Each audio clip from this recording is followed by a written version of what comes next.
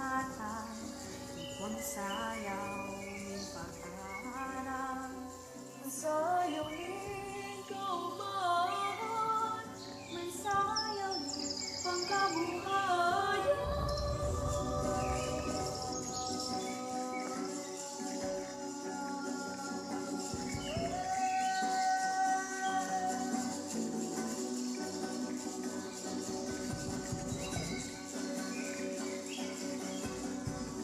O gugurang sa kamurawayan, hinganan sa imong mga surugoon, nasa pagdusay nin pasasalamat, hali pa sa puso asin kalag.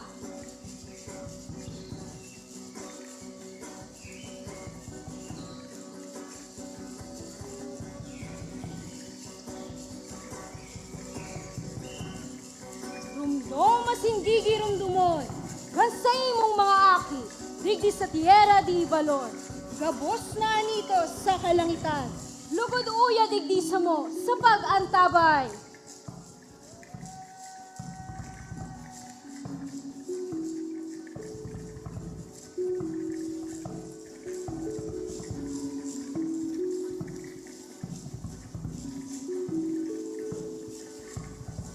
O gugurang sa kabubuldan, tabangan ang samong banwaan, sa agiyat nin pagsakit, asin kadipisilan, sa tahaw ning kulog, asin mga hela, lugod kami maging marahay, mapusog, asin matinabang.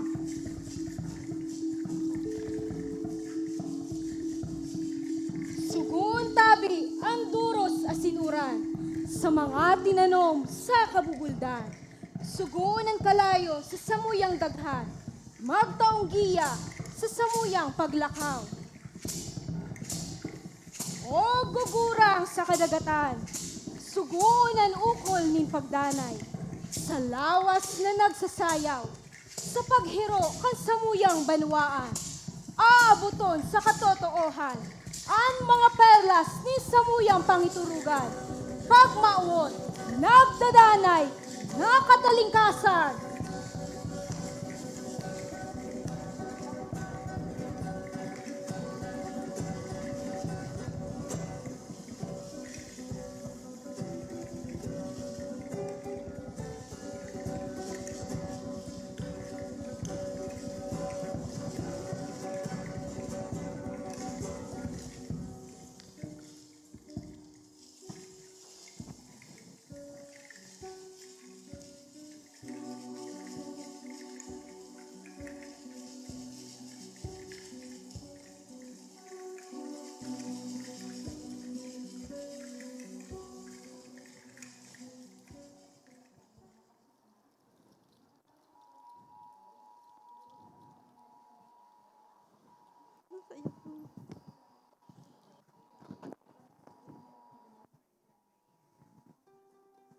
Noon pa man, malaki na ang naging bahagi ng mga kababaihan sa lipunang Pilipino. Kaisa sila sa marubdob na paghahangad ng kalayaan ng ating lahi. Kabilang sila sa paglinang ng ating makulay na sining at mayamang kultura. Kasapi sila sa pagtataguyod ng mga adhikain ng kapwa mamamayan at sa pagtugon sa mga pangangailangan ng lipunan.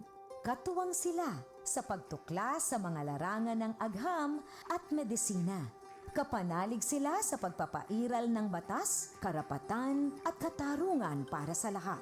Kabahagi sila sa paglilingkod sa bayan at sa pagpapanatili ng demokrasyang Pilipino. Sa paglipas ng panahon, hindi nagmaliw ang kanilang pag-ibig sa ating inang bayan. Mga kababayan, ito ang alay ng mga kababaihang Pilipino para sa bayan. Tumayo po tayong lahat at sabay-sabay nating awitin ang pambansang awit ng Pilipinas. Kayang magiliw, pero sa silanganan, alam ng puso, sa dilim mo'y buhay. Lupang hiniram, guyat ka na magiging, sa mandulugin, di ka masisigil. Sa dagat tulog, sa silang at sa langit mong norang, may ginatang tula at awit sa panday minamahal. Ang isang ng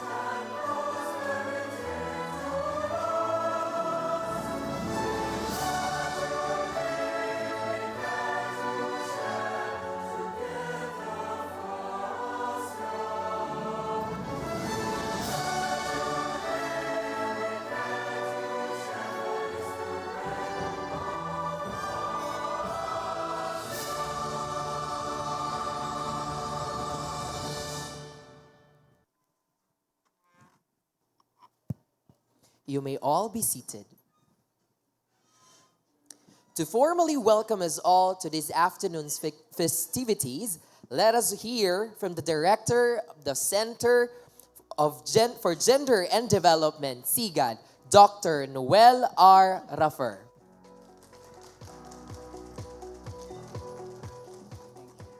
Thank you very much, Ian.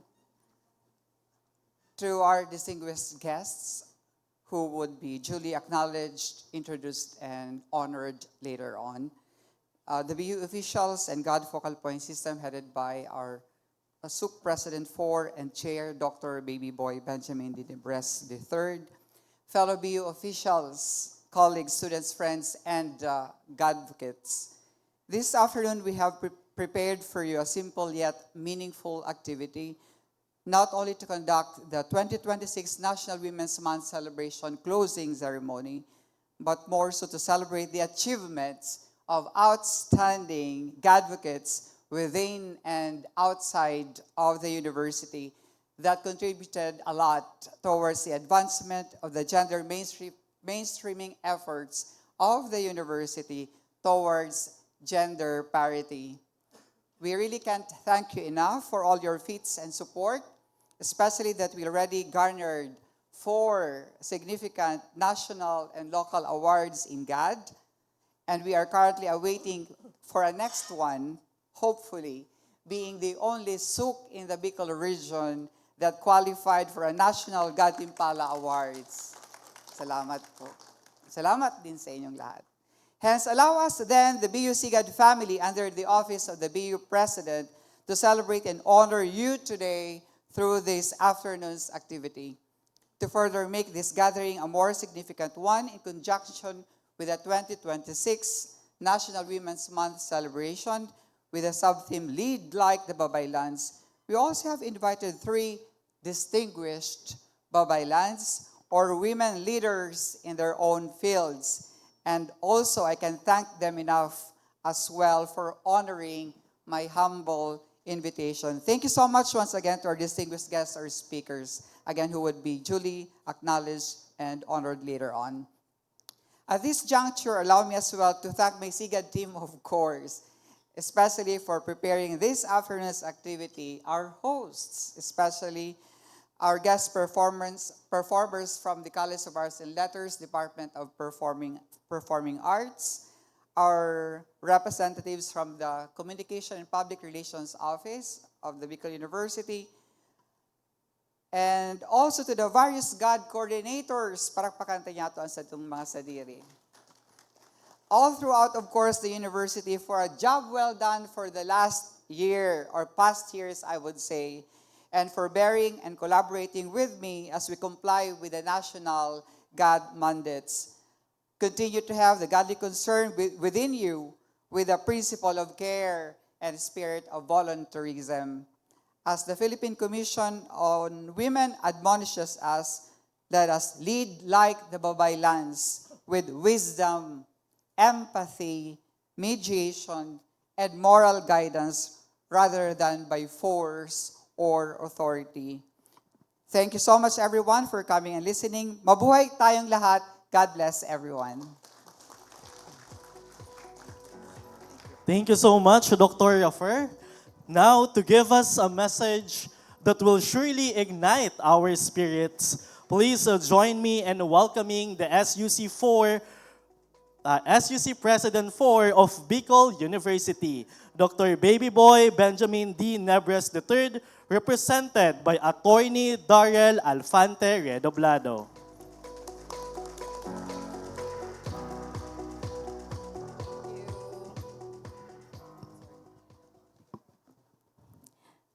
This afternoon, I am honored to read the message of our University President, Dr. Baby Boy Benjamin D. Nebres III.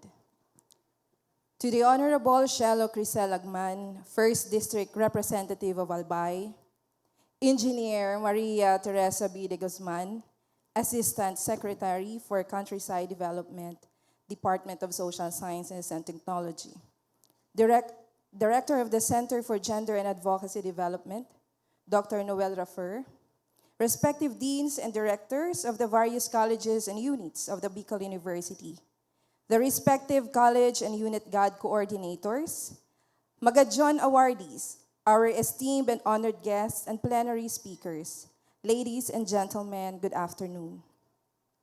Let me start by sharing with you words from Liz Foslian, the co-author of illustrator of the Wall Street Journal best-selling book, No Hard Feelings, The Secret Power of Embracing Emotions at Work. She said, "Diversity is having a seat at the table. Inclusion is having a voice, and belonging is having that voice be heard." This is, in effect, is the essence of today's celebration, capturing the cry, "Lead like a Babaylan, Filipinas." In Bicol University, as an academic institution, we have long ensured that everyone has a seat on the table from the initiatives of the previous administrations, and under my current term, we have ensured that our systems, processes, and practices recognize one's diversity. More than half of the major designations in the university are governed by women. Women leaders abound in the Bicol University administration.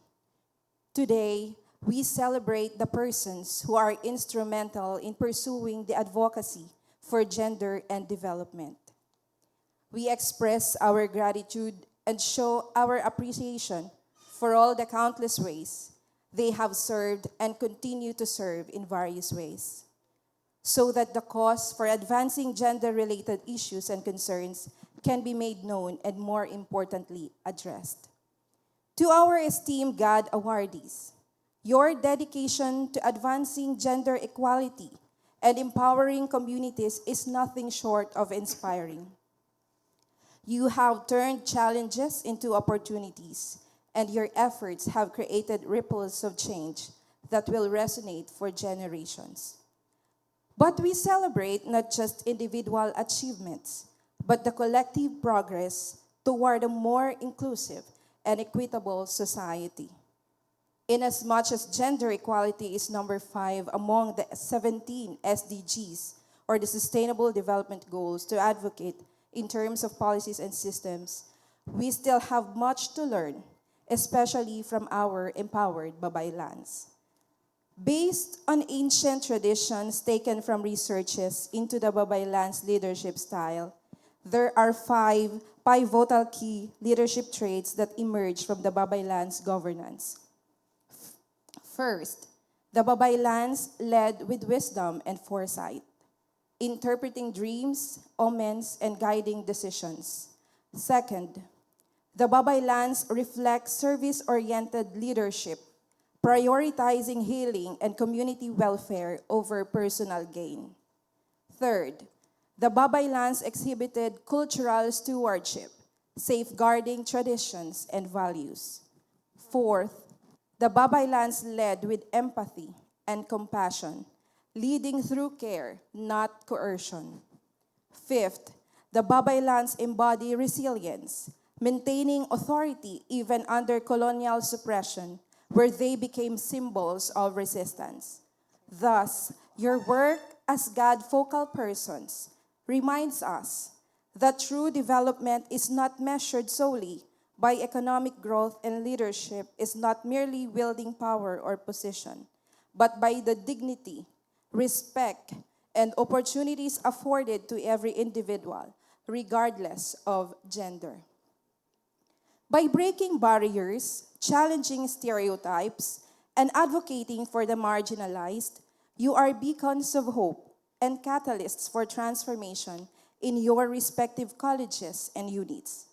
Kaya kailangan natin ang patuloy na pagpapalaganap ng mga makatarungan, makatao, at inklusibong batas, pamamaraan at kaisipan. This is where the role of GAD coordinators and focal persons become crucial. However, creating change involves a communal responsibility. Cliché as it may sound, it does take a village to raise a child, as the African proverb said. The awardees today, and all those who will be recognized, are not only being awarded because they perform their tasks. That is only part of the bigger reason. The bigger reason is that they are active advocates of gender and development. Today, we renew our commitment to promote and protect an inclusive academic community grounded on echoes of the Babaylan's leadership legacy.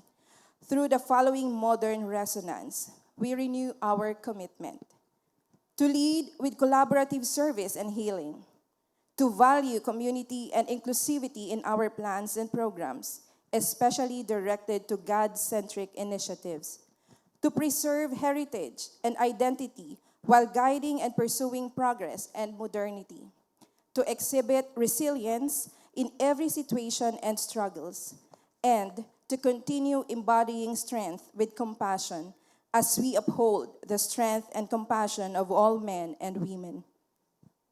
As we honor your accomplishments, let us also renew our commitment to the cause.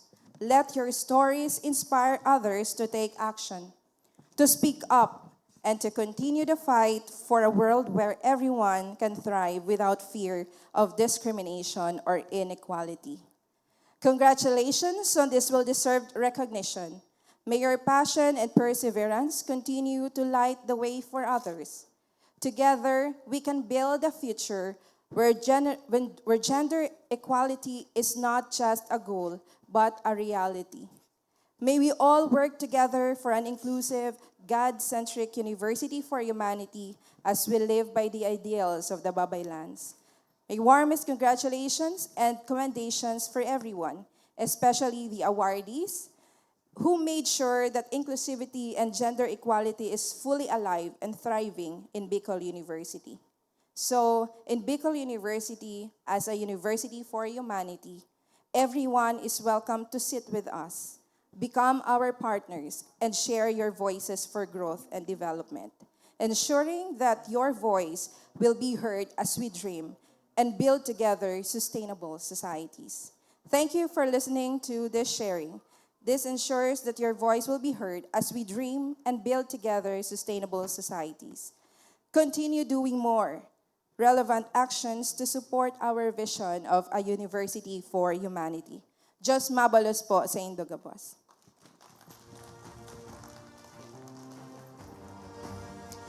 Thank you, Attorney Redoblado, for representing President Nebres III. Today is about voices that inspire change. Our first plenary speaker is a leader in bridging change right here in our university. To introduce her, please welcome the GAD coordinator of the Bicol University Graduate School, Dr. Emily M. Agonas.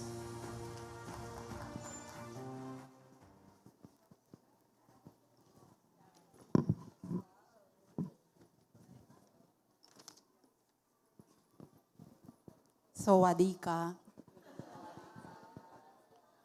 Our first plenary speaker is a seasoned public servant who literally rose from the ranks, beginning her career as a stenographer before advancing to her current role as the supervising administrative officer of the Human Resource Management and Development Officer of Bicol University, a position she has held since 2016. In this capacity, she leads initiatives across the university's human capital functional areas while holding multiple roles. Her academic foundation is rooted in Bicol University, where she earned her Doctor of Philosophy in Development Management in 2015, her Master's in Management in 2009, and her Bachelor's of Arts in Political Science in 1999. Her doctoral research was notably recognized as the second runner-up in the dissertation category at the 11th Bicol University Research and Development Forum.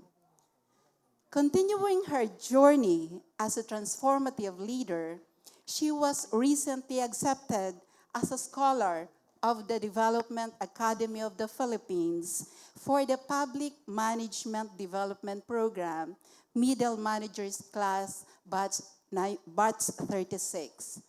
This intensive 12-month program includes 6 months of residential training and a sensing journey. And also, it's a community immersion in a rural area designed to deepen a leader's understanding of social development. This amiable woman is an active member of various professional organizations, including People Management Association of the Philippines, the Philippine Society for Talent Development, and the People Managers Association of State Universities and Colleges. Within her institution, she contributes to key committees focused on faculty selection, performance management, and the development of employee wellness program. Beyond her professional accolades, she is a creative soul who finds balance through crafting, crocheting, and making coffee. She is a devoted wife to her life partner who is equally good-hearted, and a proud mother of 3 talented boys. My dear colleagues and guests, let us welcome a good friend, a beautiful person inside and out, Dr. Jennifer Tejada Barameda. Kabkun ka.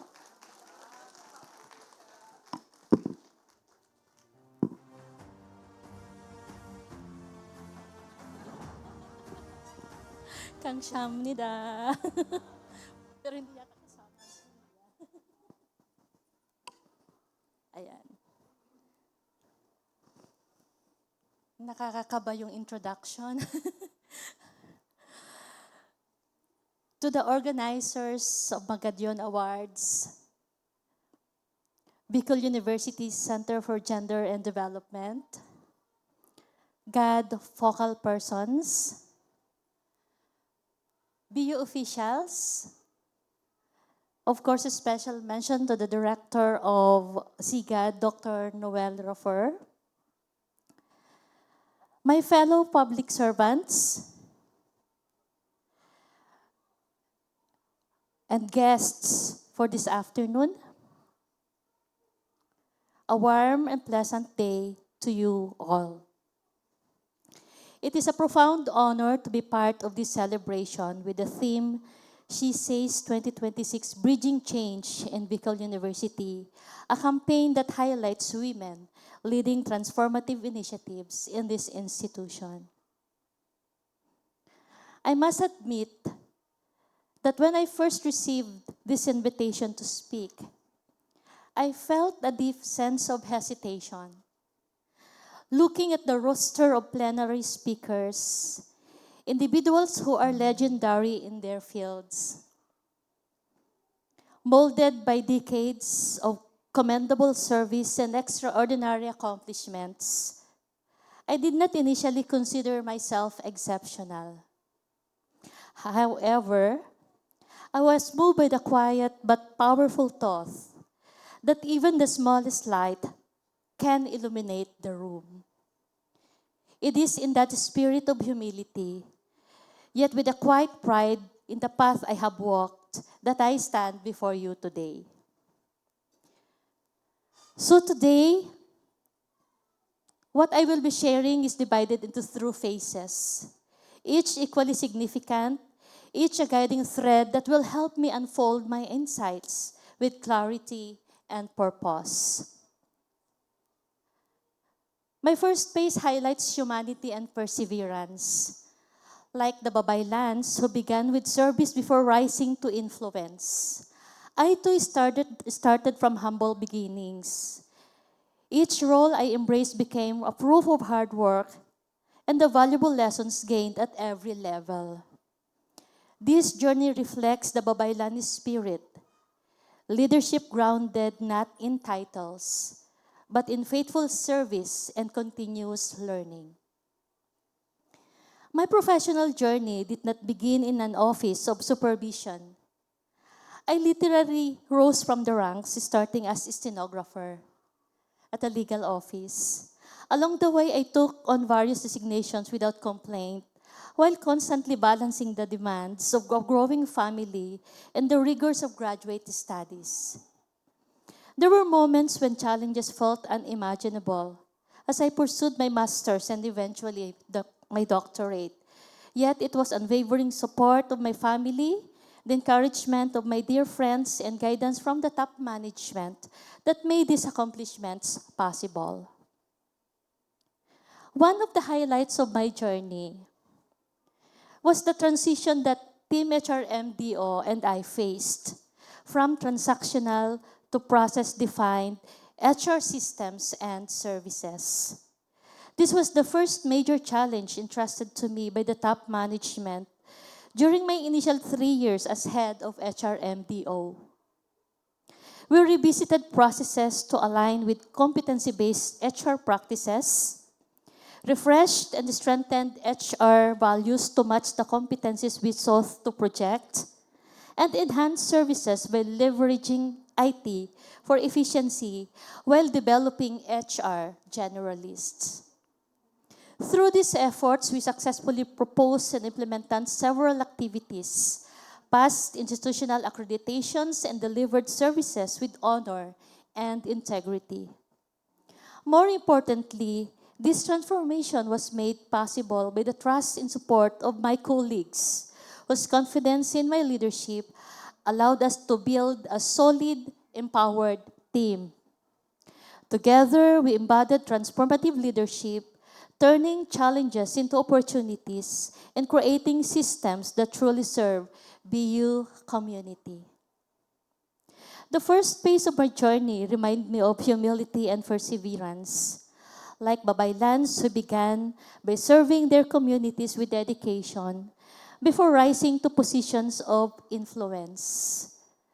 As I've mentioned, I too started from humble beginnings.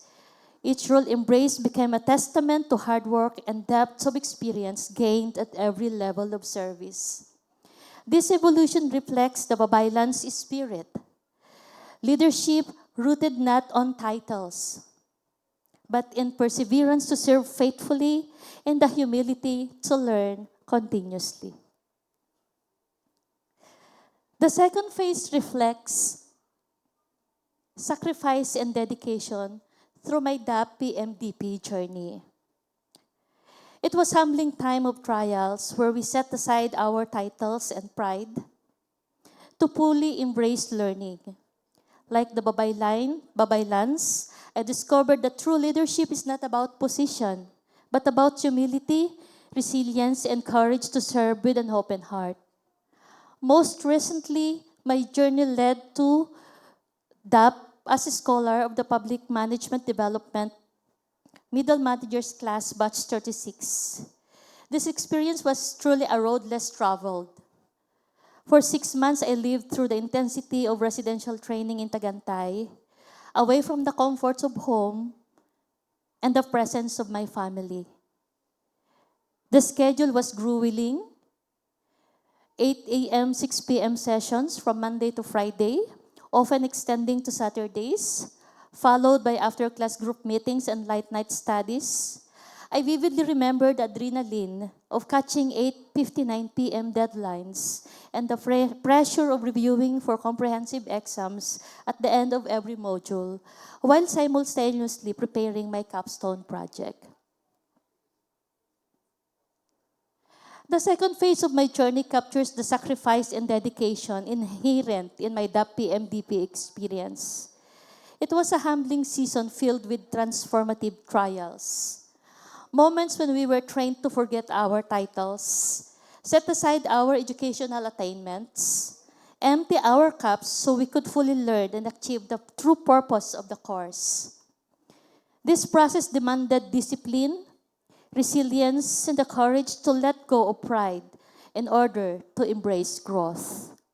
Like Babaylans, who led not by clinging to status, but by serving with wisdom and humility, I too learned that leadership is not about position, but about the willingness to sacrifice, to dedicate oneself to learning, and to serve with an open heart. The third phase, lead like babaylans. This highlights my transition into leadership rooted in empowerment and compassion. Like the babaylans, healers and guides of our heritage, I strive to lead with balance, authority, and a commitment to nurturing others. This DAP journey did more than just add to my credentials. It reshaped my perspectives, reignited my dedication to public service, and recasted my values as a leader, government servant, and most importantly, as a woman. It reminded me of the babaylans, our pre-colonial Filipino women leaders who serve as healers, spiritual guides, and community anchors. Like the babaylans who maintained balance and led with compassion long before the modern structures existed. My journey has been about leading with clarity and rootedness, ensuring that as I manage human resources, I also act as a guide and as a source of support for others.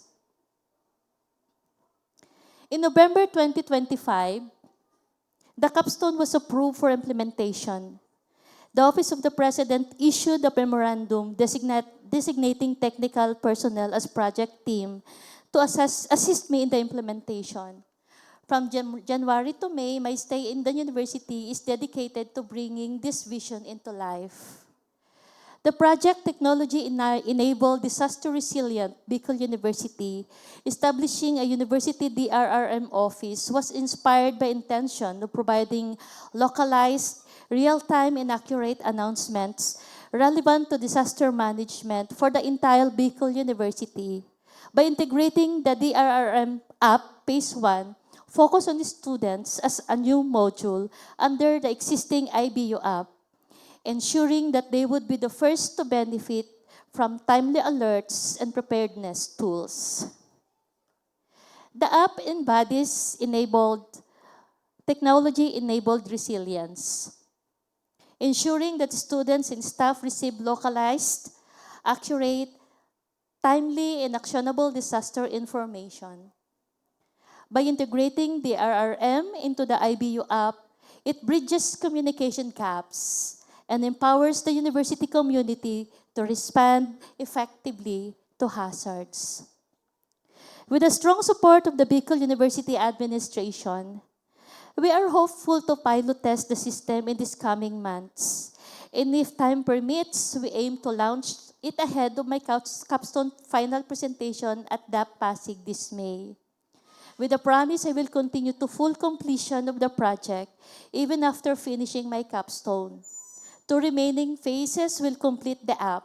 Phase 2 for faculty and staff integration. Phase 3, SMS notification alerts. The last phase requires huge budget.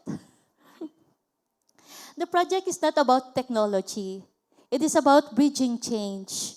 By integrating the DRRM module, beginning with Phase 1 for students, we are creating a platform that connects preparedness with empowerment, ensuring that timely and accurate disaster information reaches those who need it most. In this way, the initiative embodies the spirit of bridging change in Bicol University, a woman-led effort to transform vision into action, resilience into reality, and service into lasting impact. The Babaylan legacy teaches us the empowerment is not a modern import, but a heritage deeply woven into our identity. As we continue to bridge change in our respective fields, remember that your light, no matter how small you think it is essential. During the capstone implementation, I encountered many leaders with different perspectives, priorities, yet united by one vision: to help, to serve, and to lead change. The project demanded collaboration, and because it was rooted in gathering insights from stakeholders, I visited several barangays across the university's campuses and engaged with MDRRMOs, deans, directors, and DRRM coordinators. These encounters reminded me of the Babaylans who once guided communities by listening, healing, and weaving diverse voices into a shared path forward. In the same way, this initiative became a bridge of trust and empowerment, showing that leadership is not about imposing authority, but about creating spaces where collaboration thrives and resilience is built together.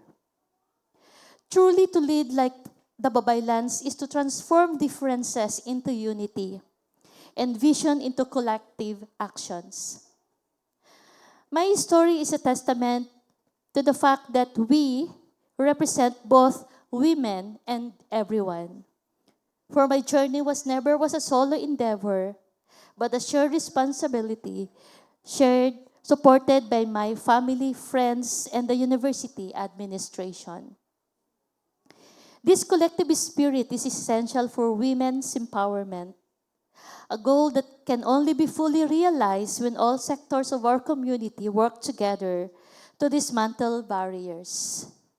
As I carry forward the legacy of the Babaylans, I am reminded that achieving gender equality is our fundamental goal in advancing women's rights, requiring our urgent and accelerated action to bridge the gaps that still remain. In closing, I would like to leave you with this message. Continue the journey even when the path ahead is uncertain. For like the Babaylans, a woman's strength is not measured solely by her destination, but her innate power to persevere, to heal, to lead, and to light the way for her community. My own journey from humble beginnings through sacrifices and learnings to leadership reminds me that every step, whether filled with struggle or success, carries meaning. And it is in embracing that meaning with humility and courage that we honor the Babaylans and continue their legacy of resilient leadership. Maraming salamat po, and may we all carry the spirit of Babaylans in our leadership and service. Thank you.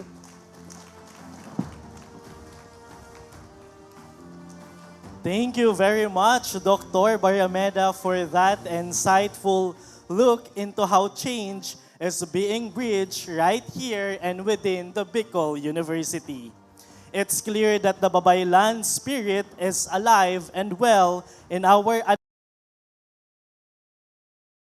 Before we proceed, we would like to acknowledge the presence of our Vice President for Academic Affairs, Dr. Maria Julieta B. Borges. Ma'am. And of course, our Honorable Shelo Crisel Burse Lagman. And the representative for the Provincial Government of Albay, Ma'am Rowena Ondis. I would like also to inform everyone that we have a grazing table at the back that is open for everybody. Okay? Now, to continue, the influence of gender and development does not stop at the university gates. It extends into the very fabric of our local government and our communities. Our next session under the hashtag She Says 2026 banner shifts our focus to a broader horizon, bridging change in governance and leadership in Albay.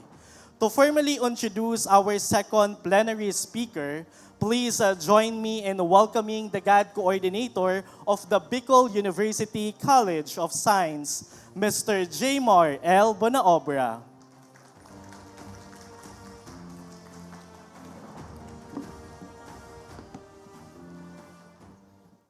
Distinguished guests, colleagues, and friends, good afternoon. Our second speaker embodies the quintessential journey of a servant leader.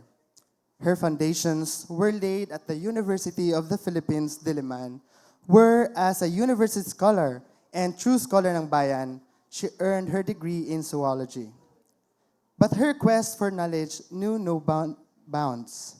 She transitioned into the fields of nursing and public health at the Human University in Pennsylvania, graduating magna cum laude and receiving the prestigious Excellence in Leadership Award. Her pursuit of excellence led her through the halls of the world's finest institutions. At the Harvard Kennedy School, she mastered the complexities of leaders in development.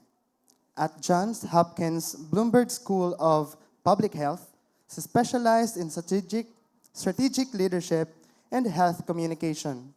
And as a Fulbright scholar at Emory University, she was awarded the Hubert Humphrey Fellowship in Public Policy and Global Health. Returning to her roots with a global perspective, she completed her Master in Public Administration at the UP National College of Public Administration and Governance. Her political career is a masterclass of grassroots to national leadership. Starting as a barangay captain, she rose through the ranks as a municipal councilor and board member, eventually serving 2 consecutive terms as the representative of the 1st District of Albay.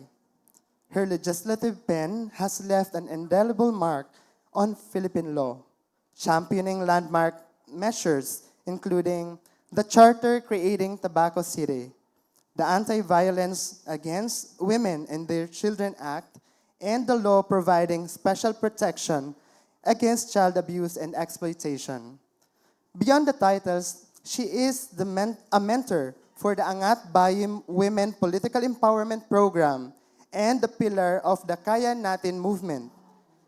After serving 15 transformative years as the mayor of Tobacco City, she has returned to the halls of Congress to continue her lifelong mission of public service, where she was elected as Deputy Minority Leader.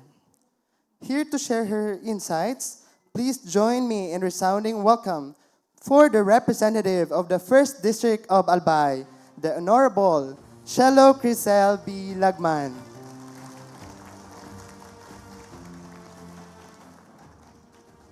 Maray na pagkahapon po sa Gabos. Salamat po sa inyong imbitasyon na magrepresentar ka mga kababaihan, lalong-lalo na sa lado kang politika. Manungod sa leadership and governance po ang tinausa ko yung topic ko niya na hapon. Pero enod sa Gabos, nagpapasalamat po ako sa imbitasyon ni Dr. Noel Rafer, ang director kang Center for God kang Bicol University. And kasubaago, very humbly, sinabi niya sa kuya, na dakulaon na by leaps and bounds ang naghibong progreso kan sa tuya po na God Center sa BU. And gari solamente ini na suk na nakaabot duman sa lingaw ko so ano itong award na ito. Oh, wow. Kang PCW, Philippine Commission on Women. So, imagine mo, talagang, and then niya hinuna-huna na magiging bahagi siya kaining center, ka naging member siya kang Board of Regents, kang Bicol University, na nagpasar ka itong pag-crear kang opisina. Yung mga kumuan. So the decisions that we make really make an impact on many people, no? And even on ourselves. Sa sakuya po na padaba na Tabakenya, na Uya Digdi, ang satuya po na Vice President for Academic Affairs, Maria Julieta B. Bores, ang sakuya pong padaba na Dr. Benji Niebres, na pigre-representar po ngunyan ni Attorney Daryl Alfani Redoblado. Ang gabos po na Dean na Uya Digdi, ang satuya po na mga speakers, so nainot sa kuya po na si Dr. Jennifer Marameda, na sumasunod po sa ko, na hali po sa na DOST, si ASEC Maria Teresa de Guzman. Pero ang pinaka-importante po, gabos sa mga kababaihan, no? As in, gabos na mga kalalakihan na nagpapadaba sa mga kababaihan. Iyo po? Ay, gari maluya. Yes. Tas sisay digdi sa kwartong ini ang masabi na bako si dahali sa babayi. Gabos kita hali sa satuyang mga ina. Sa tuyang mga ina na babayi. So I would like to begin with a quote from an American feminist, political activist, and staunch advocate of women's liberation movement, Gloria Steinem. And she said, "The story of women's struggle for equality belongs to no single feminist, nor to any one organization, but to the collective efforts of all who care about human rights." Nga ta women, tapos human rights, ang pagkasabi ni Gloria Steinem. Verily, struggling for human rights is what gave birth to the observance of this day, the International Women's Day, to which our National Women's Month is rooted. It all began as far back as 1908, when 15,000 women gathered in the streets of New York in a massive protest calling for shorter work hours, better pay, hanggang ngunyan nga ni mas may preference sa ibang mga profesyon ang mga lalaki, and mas dakula ang sweldo kesa sa mga babayi, and the right to vote. Today, 118 years later, we women continue to struggle for equality. And according to the World Economic Forum's Global Gender Gap Report of 2025, even another 118 years will not close this gap. The projection that it is going to take around 123 years to close the gender gap. We clearly have our work cut out for us, and work we must, with purpose and with intention, with courage and with determination, with passion and with commitment. Dear friends, we do not have the luxury of time.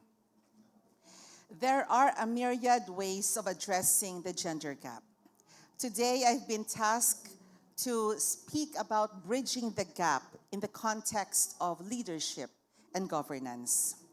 We cannot afford to build bridges in a haphazard manner. This will only serve to worsen the situation and put people in danger. Good leadership and governance entails starting with making sure that we are aware of the situation. Because otherwise, we won't be able to identify where the gaps that need bridges are.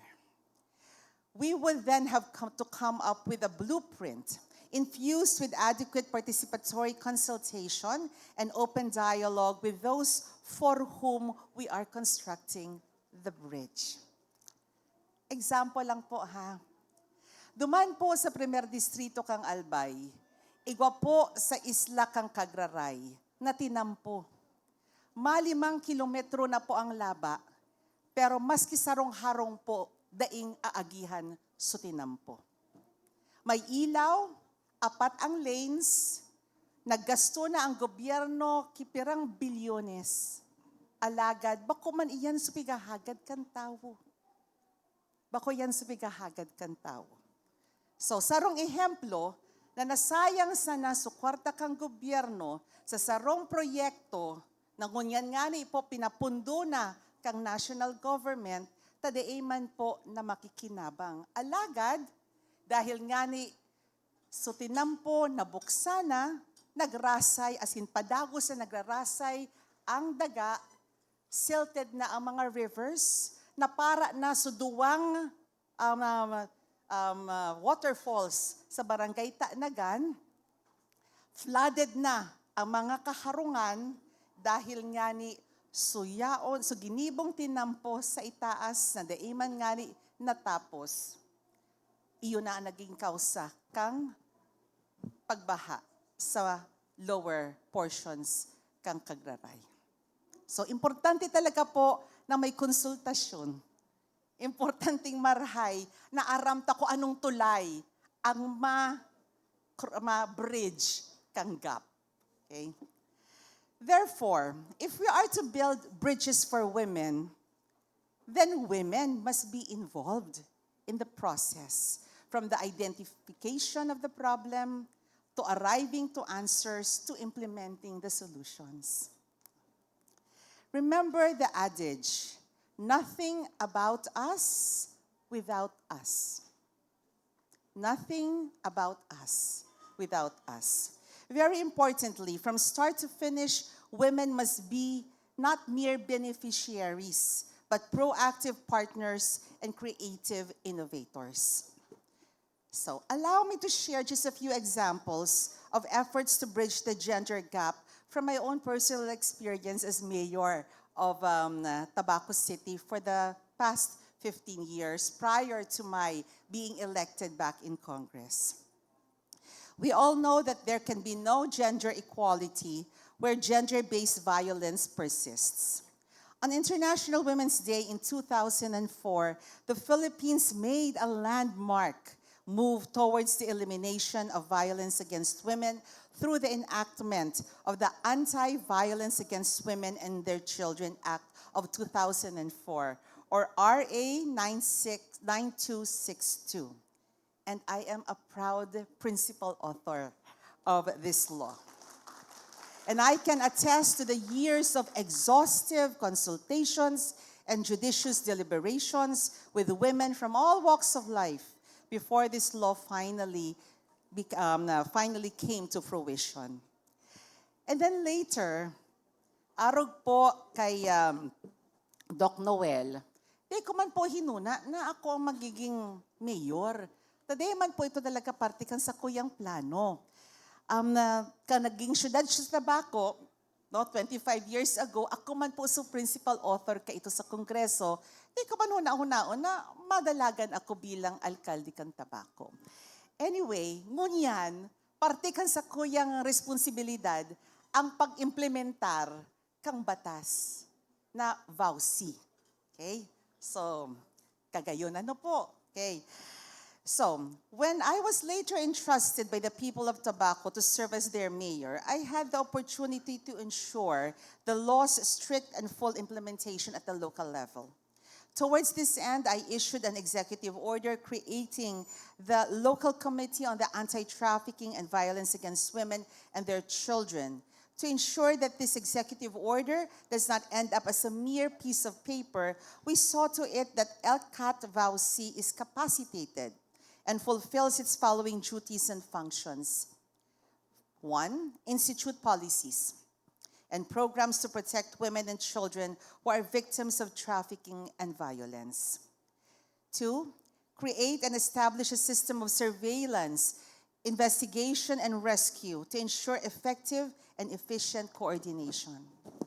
3, undertake information, education, and advocacy against trafficking in persons and VAUSI. And 4, monitor and oversee the strict implementation of laws for the protection of women and children.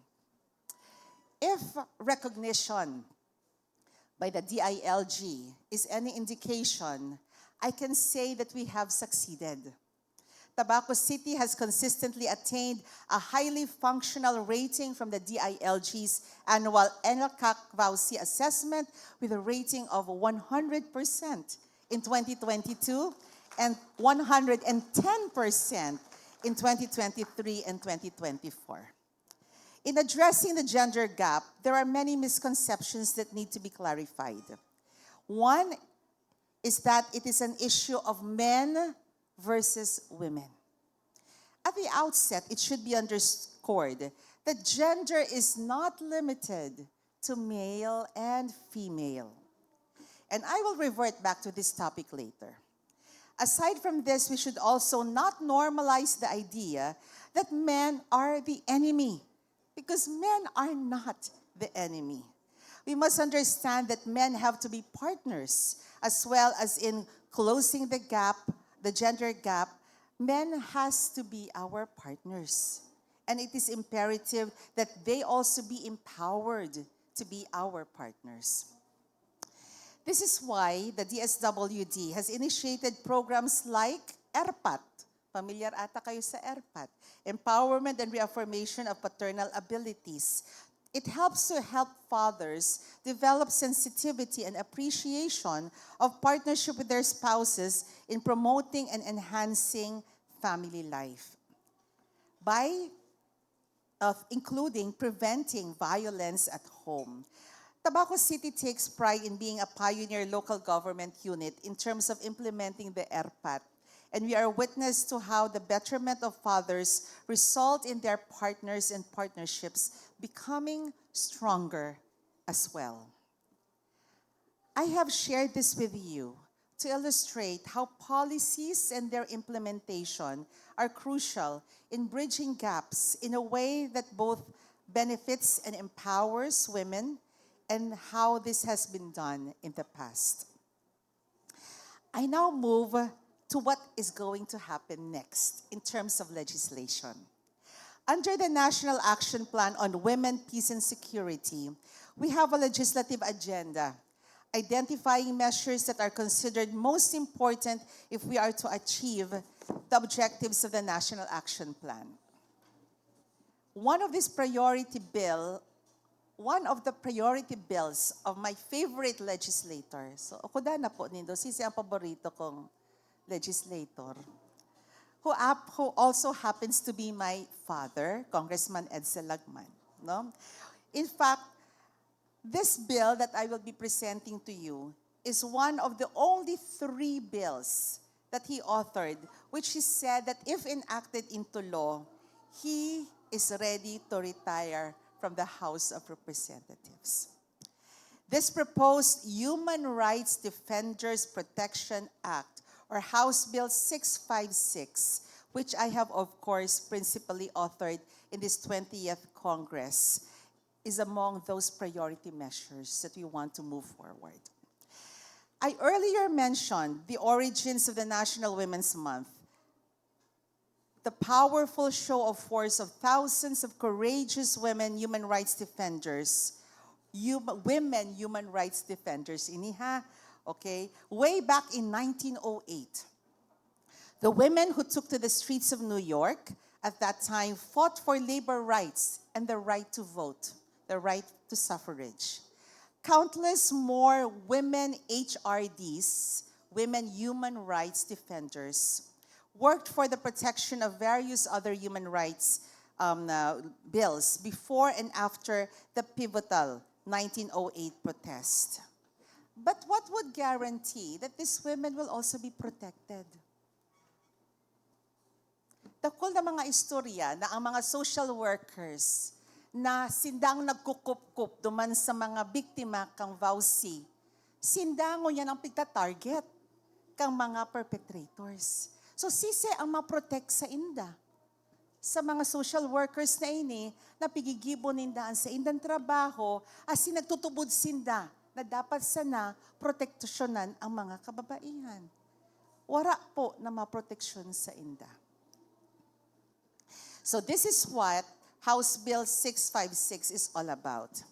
And it is a bill that incorporates all 4 key pillars that guide the Women, Peace, and Security agenda. First, participation. House Bill 656 aims to ensure that women HRDs are able to perform their work fully, equally, and meaningfully in an enabling environment at all levels: local, national, regional, international. Second, protection. The bill provides for the rights of human rights defenders that must be respected, protected, and fulfilled. This safeguards and promotes the rights, fundamental freedoms, and welfare of women HRDs, including the right to be free from sexual and gender-based violence. So first, participation. Second, protection. Third, prevention. In order to realize the objective of protecting human rights defenders, House Bill 656 also provides for the obligations of the state or public authorities that would ensure that none of the rights recognized would be violated. And fourth and last, relief and recovery. It is clearly stated in the proposed Human Rights Defenders Protection Act that includes among the rights of every human rights defender the right to effective remedy and full reparation, and the obligation of the state to ensure the provision of such effective remedy and full reparation. Our human rights defenders, especially our women human rights defenders who are more vulnerable and face higher risks, deserve no less. Now, this is the exciting part. I was just recently part of the Philippine delegation in New York when the United Nations Commission on the State of Women had their meeting. And ini po ang nangyari duman. There I witnessed a historic moment. Lamentably, it was for a very disturbing reason and a cause for alarm. It was historic because never before has a motion for no action has been tabled at the Commission on the State of Women session. Okay. Aram baga po ni doon sitwasyon ngunyan kang Amerika bako? Iyo po, ultra-right ang administrasyon ni Presidente Trump. And very vocal and very strong ang kanilang opposition sa marami sa mga pinaglalaban natin. Okay? And this unprecedented event was triggered by a resolution proposed by the United States to redefine. Nasaan si Doc Noel? Yes, dangugon mo ini Doc, ha? Okay. The United States proposed a resolution to redefine gender. That gender is just male or female. Okay?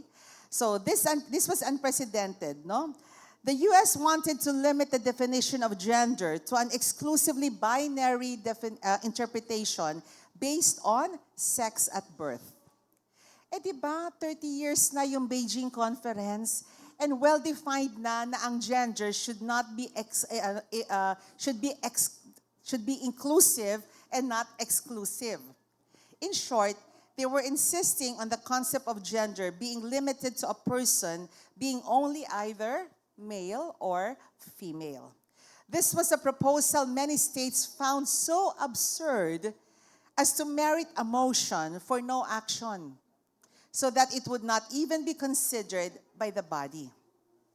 Fortunately, the motion for no action won 23 votes. Okay? Voting yes. No? And 3 voting no. Of course, kasama doon yung proponent, yung Amerika. And 17 abstentions. Just imagine, saan ka nakakuha 17 abstentions, no? And unfortunately, one of those countries that abstained was the Philippines. Kaya, Doc Noel, apudan mo na si chairman kang komisyon nga ta siring ka ito sa posisyon kang Pilipinas. Okay?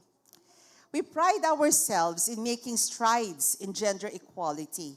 In fact, the National Action Plan on Women, Peace, and Security that I spoke about earlier is already our 4th. Igwa na kitang plano, ha? Ang ibang countries, nagpupun pa sa pinaka-enot. Ang ibig sabihin, well ahead na kita, no, ang Pilipinas. Thus, it was very frustrating that the Philippines did not vote yes to the motion for no action and the U.S. resolution redefining gender to include only male and female. I already left New York. So, day na ako kang nagkaigwa kang vote na ini. because I was there on the invitation of other parliamentarians from other parts of the world. So, 1 week lang po ako sa New York. So, hinapot ko sa mga pag-iriba ko. Tayaon pa duman si Congresswoman Ann Matibag, who is the chairperson of the Committee on Women. Sabi ko, nga ta so representative ta, nag-abstain. Okay, ta sabi niya, di, kung nga di aram, sabi niya, tadai man siya part kay itong mismong session. No, nag-abstain da sa Pilipinas because the Philippines would want to be a friend to all.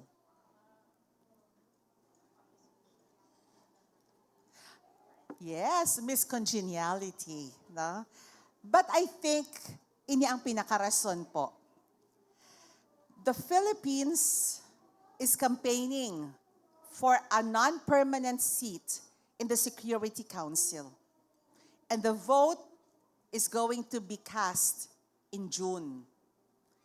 And padagos ang pagkakampanya kang Pilipinas. Ang kalaban kang Pilipinas, ang pigbabakapan kang China na ang Kyrgyzstan. Yan ang sa indang pigbabakapan. So, sa hiling ko, itong sabing we want to be a friend to all is because we are courting friends and not enemies. And by abstaining, it may be, a way for us to still get the support of the other countries. No less than the President of the Philippines, President Bongbong Marcos, appeared and campaigned during the United Nations conference in New York. So talagang importante ini para sa Pilipinas, para kay Presidente. So I think yan po ang story behind the abstention. Okay. Fellow women rights defenders, I have said that the foundation of bridges when it comes to leadership and governance is awareness. We must always be vigilant. We must not allow moves such as that attempted by the U.S. to go past us. That's why I wanted to share it with all of you. And while they were not successful in having the resolution adopted, we can expect them to keep pushing for it. In fact, zero budget na po ang USAID para sa population and development. Gabos na mga nasyon na dating nagka-receive tabang hali sa US, zero budget na po ngunyan para sa contraceptives, family planning, HIV/AIDS. No? So, it is a wake-up call for us.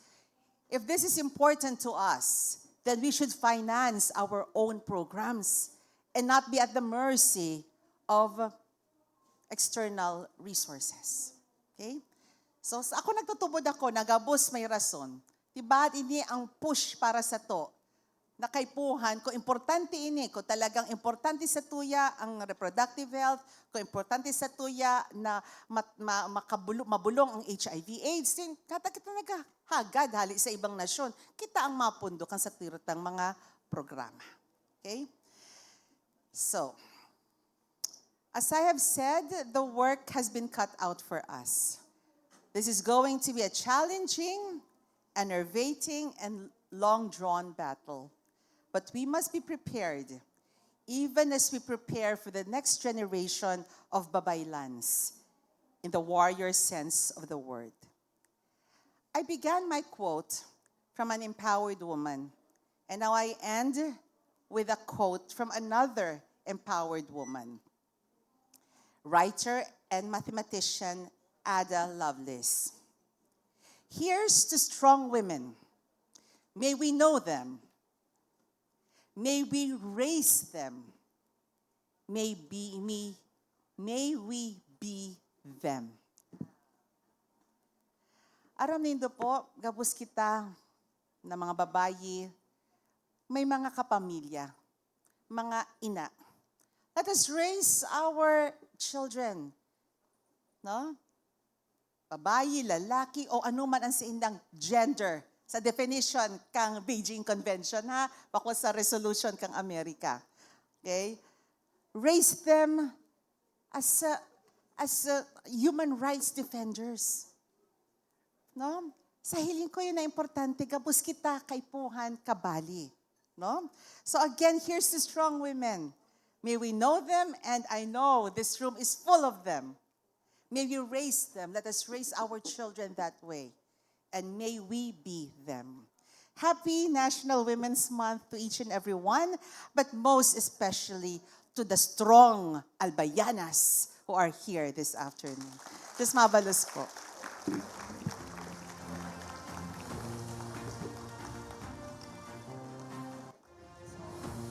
What an empowering perspective on leadership in Albay.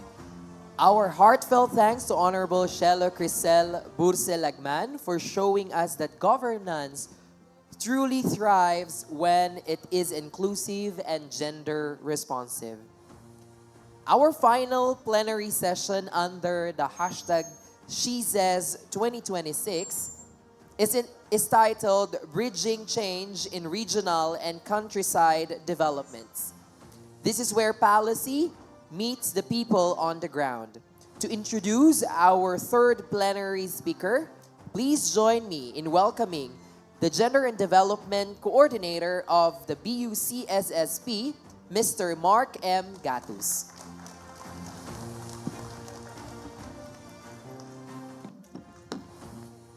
Good afternoon, everyone.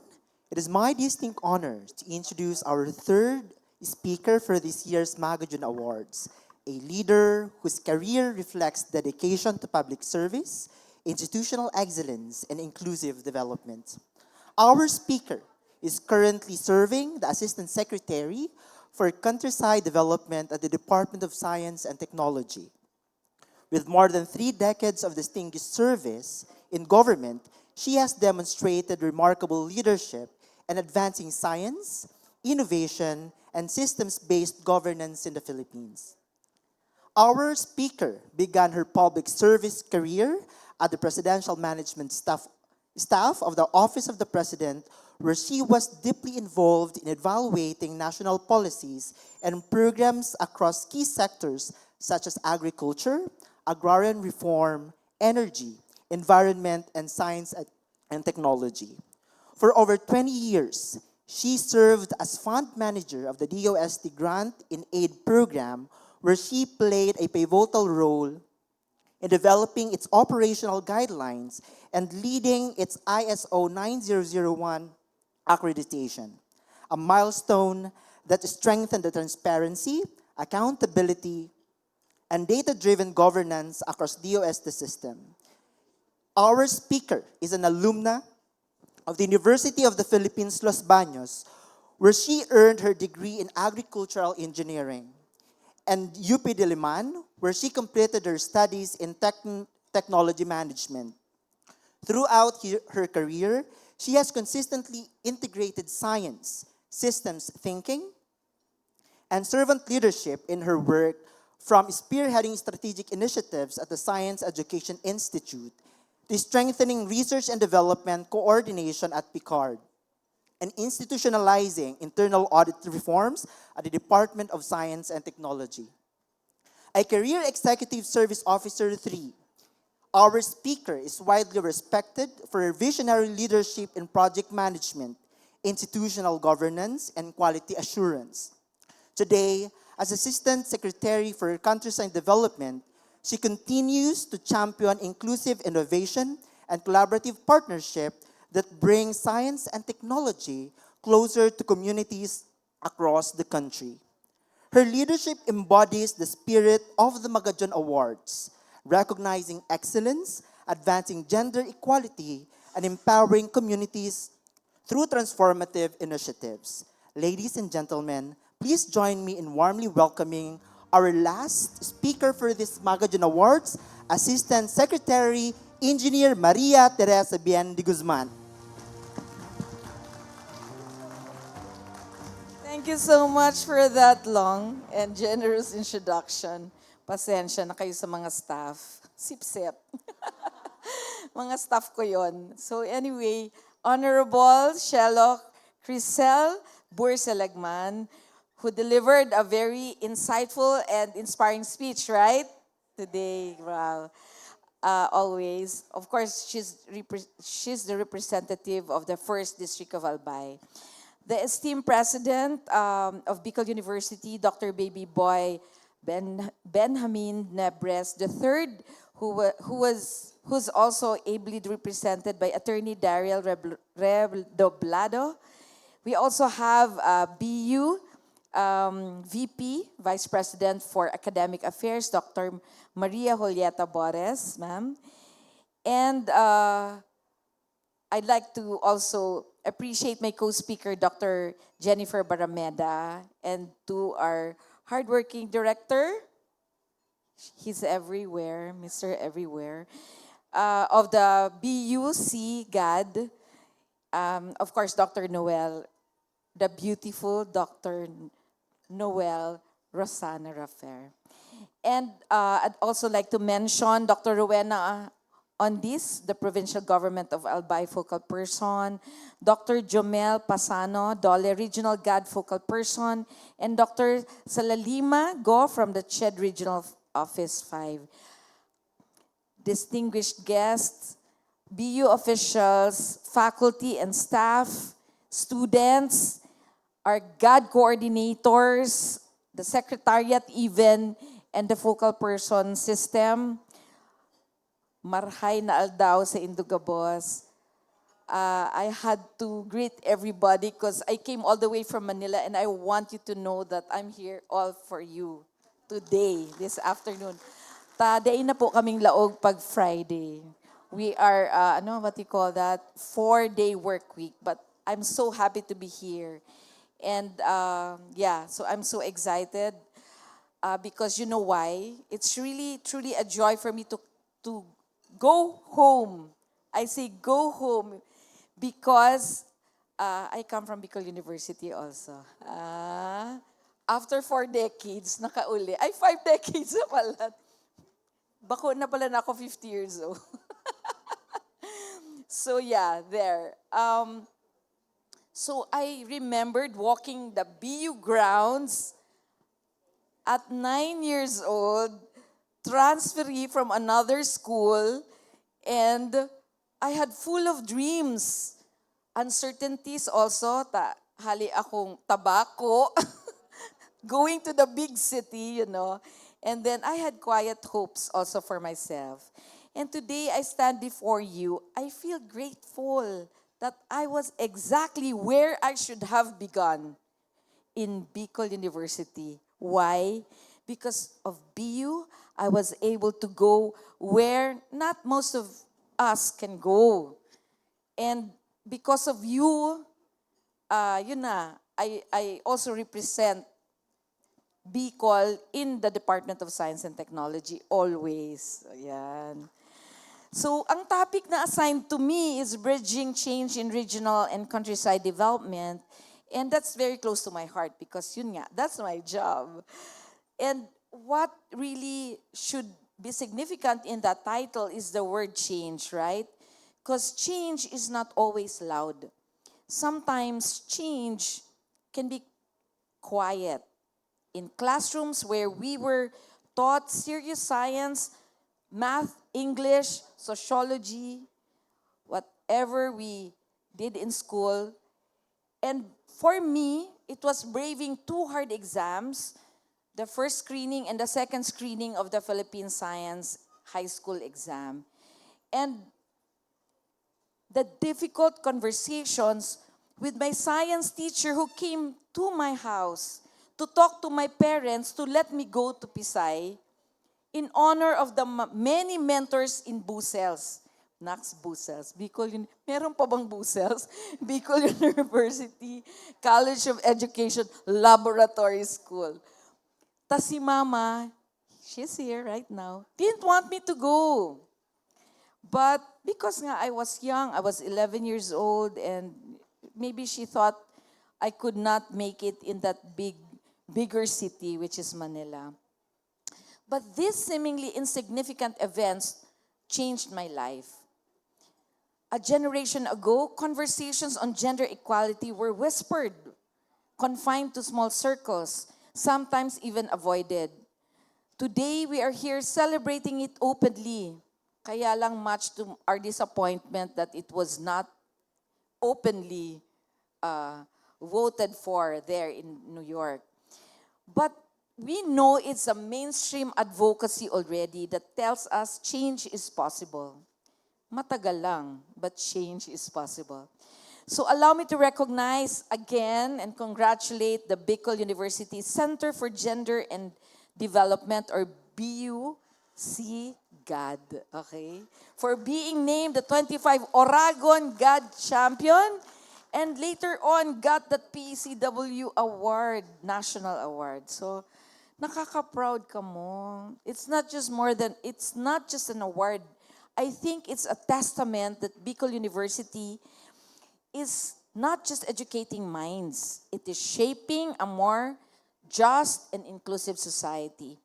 Your forward-looking policies and programs, your courage to challenge norms such as allowing gender-affirming attire for students and staff, and giving them choice to wear uniforms based on their gender identity.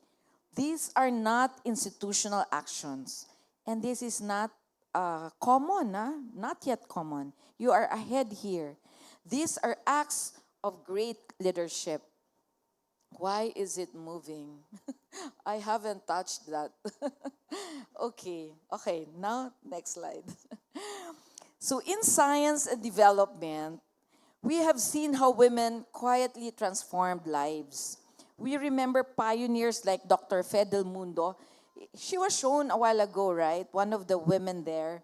She's a pediatrician, a scientist, a humanitarian, and the country's first female national scientist. And she did not wait for perfect conditions to serve.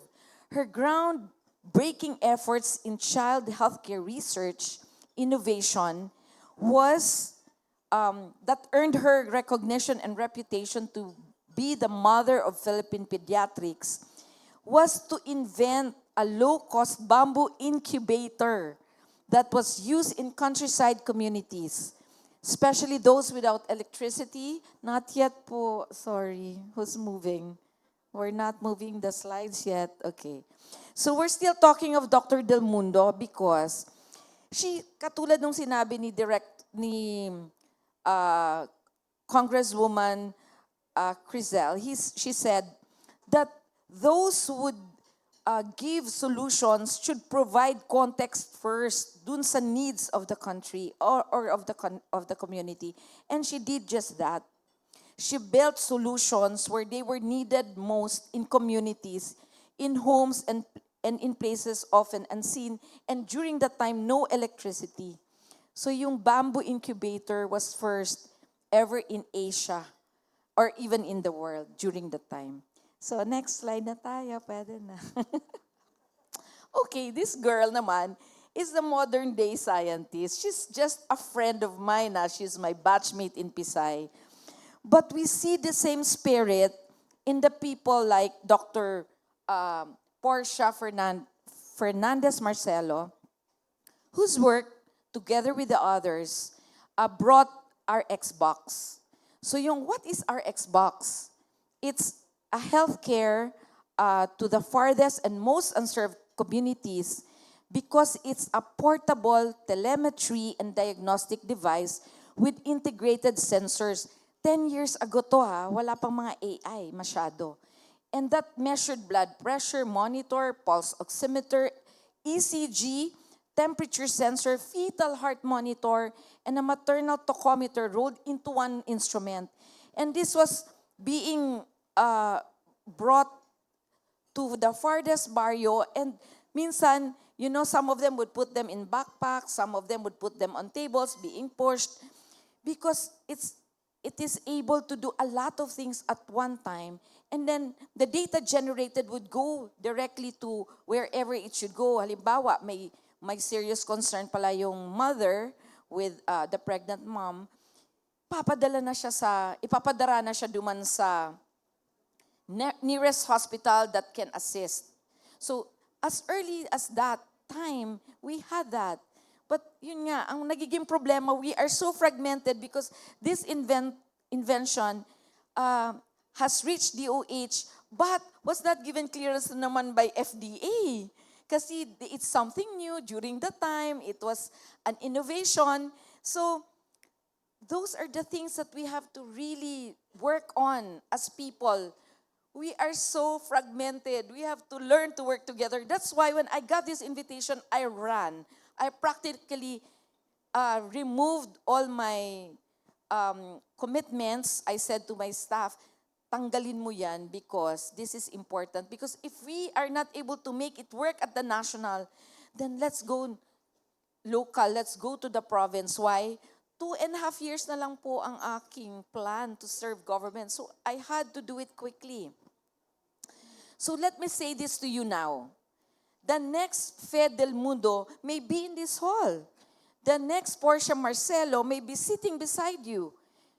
Because beyond titles and professions, change is also happening in a much more powerful place we often overlook.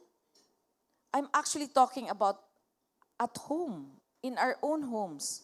In the Bicol culture, next please. Yan, pwede na. In the Bicol culture, we honor the ina, di ba sabi ni Congresswoman? We honor the ina, the mother. She leads quietly or joyfully, but powerfully, right? Gabos kita. Si Sidigdang may ina na very powerful ang voice at home. Yeah, me too, and she's here. I'm so scared of her. I have to do very well today. She holds the family together, just like my own mother, who nurtures resilience in times of crisis, guides values, and builds the future, one child at a time. Pito kami, nag-ampun pang saro. But she can. Our ina is the first teacher, the first leader, the first God champion. In DOST, next please, yan. In DOST, we are beginning to see the same transformation. Women are stepping into the top leadership roles. In fact, 4 out of 9 executive officials of the present administration are women, including, of course, me. This is near parity, which shows that gender bias in government science community is vanishing. Barriers are slowly being broken. By the way, gabos kami may plantilla po except for two gayod coming from Malacanang. But we are not known for, putting so much USEC, so many USECs and ASECs. So inilang kami. So, but let's be honest. The journey is not yet complete. Yan. Sorry, mali. Yan. The journey is not yet complete globally and locally. Gender gaps still exist. Women are still underrepresented in science, technology, and engineering, innovation, and leadership. And when women are left behind, society moves forward at only half its potential. Do you know that it is estimated that advancing equality for women in the Philippines could swell our GDP by up to 40 billion annually? I didn't know that. Kaya kitang mga kababaihan, please, let's really work harder to be recognized because we can actually increase our GDP. That means development for our country. Meanwhile, full gender parity worldwide could add up to $20 trillion to annual GDP per McKinsey Global Institute po ini.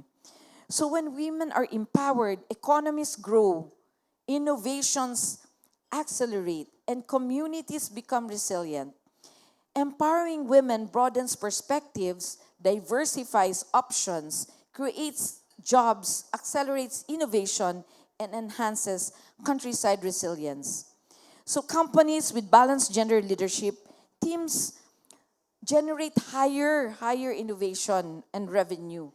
Kaya, coming from Unilab also, I had a benchmarking activity. Dakulo ng women researchers ninda. And they nurtured their researchers. They set up mga gyms, they set up even facilities for families so they can stroll and they can stay there. Paano mga babae ang leaders so they know the need. Ay, sorry. I'm always wrong. There. Okay.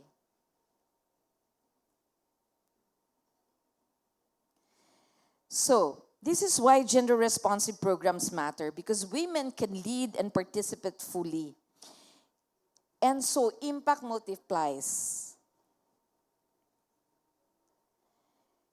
Because when we are there, when we are empowered and we benefit families, communities, and regions, we of course benefit the country.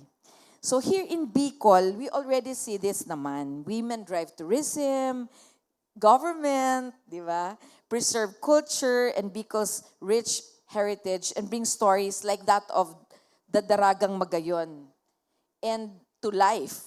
Like kita pirming babaylan and all that. Pero for me, igawa na kitang Daragang Magayon, which is really a testament of strength, choice, resilience, and she was very courageous, right?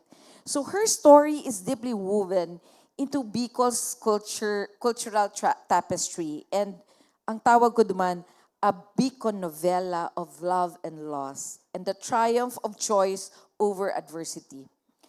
So even our natural wonders in the region, the perfect coned Mount Mayon, the imposing Mount Izarog in Camarines Sur, the Bulusan volcano, and the fourth most active volcano located in Sorsogon, they all stand not just as landmarks, but reminders of beauty shaped by strength and adversity. Sige ang taranog kang phone stat, sige ang alarm, tatarakuton sa paguna kang Fivox, takot kita sa tuga. Bako man kita takot sa tuga. But yeah, because we're resilient, right?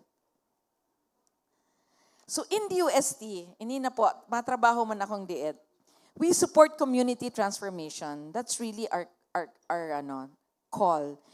And we have, I don't know if some of you would know SetUp. It's a small enterprise technology upgrading program. This is for MSMEs that we try to help po when they are wanting to adopt our technologies, local technologies, or even common technologies. Basta if they want to upgrade how they do things, then we help them provide funding. We also go to CEST, yung community empowerment through science and technology, where we take care naman of the geographically isolated and disadvantaged areas. So later on, I'll give some examples of what we do sa CEST.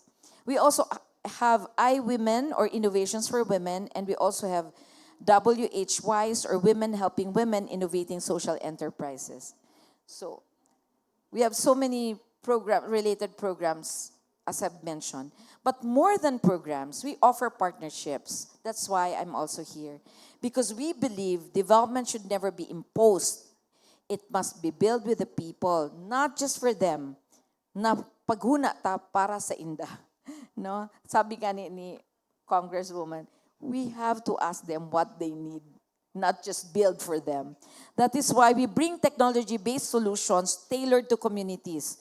So we have solar power desalination technologies. We go to islands na dai talagang maalat ang tubig nila, makahirakon. Even in Bohol, Cebu, I've been to tourist spots there, no water. So we bring our water treatments, mga desalination technologies, safe water technologies, and we also help them practice smart agriculture for food security. So we have so many projects. We also have, I've mentioned already yung MSMEs. We also provide technical trainings, tech transfer support, startup supports, and we recognize one truth. Local problems require local understanding and shared solutions. So, diin ng Imperial Manila, kita na ini, yaon na kita digdi, kita ang masolve kang problema ta. So, but DUST is a knowledge organization. We generate solutions through science innovations guided by 4 pillars. So human well-being, meaning we want to improve lives through education, health, and culture. And services. We also have wealth creation, so generating jobs, enterprises, industries through innovations.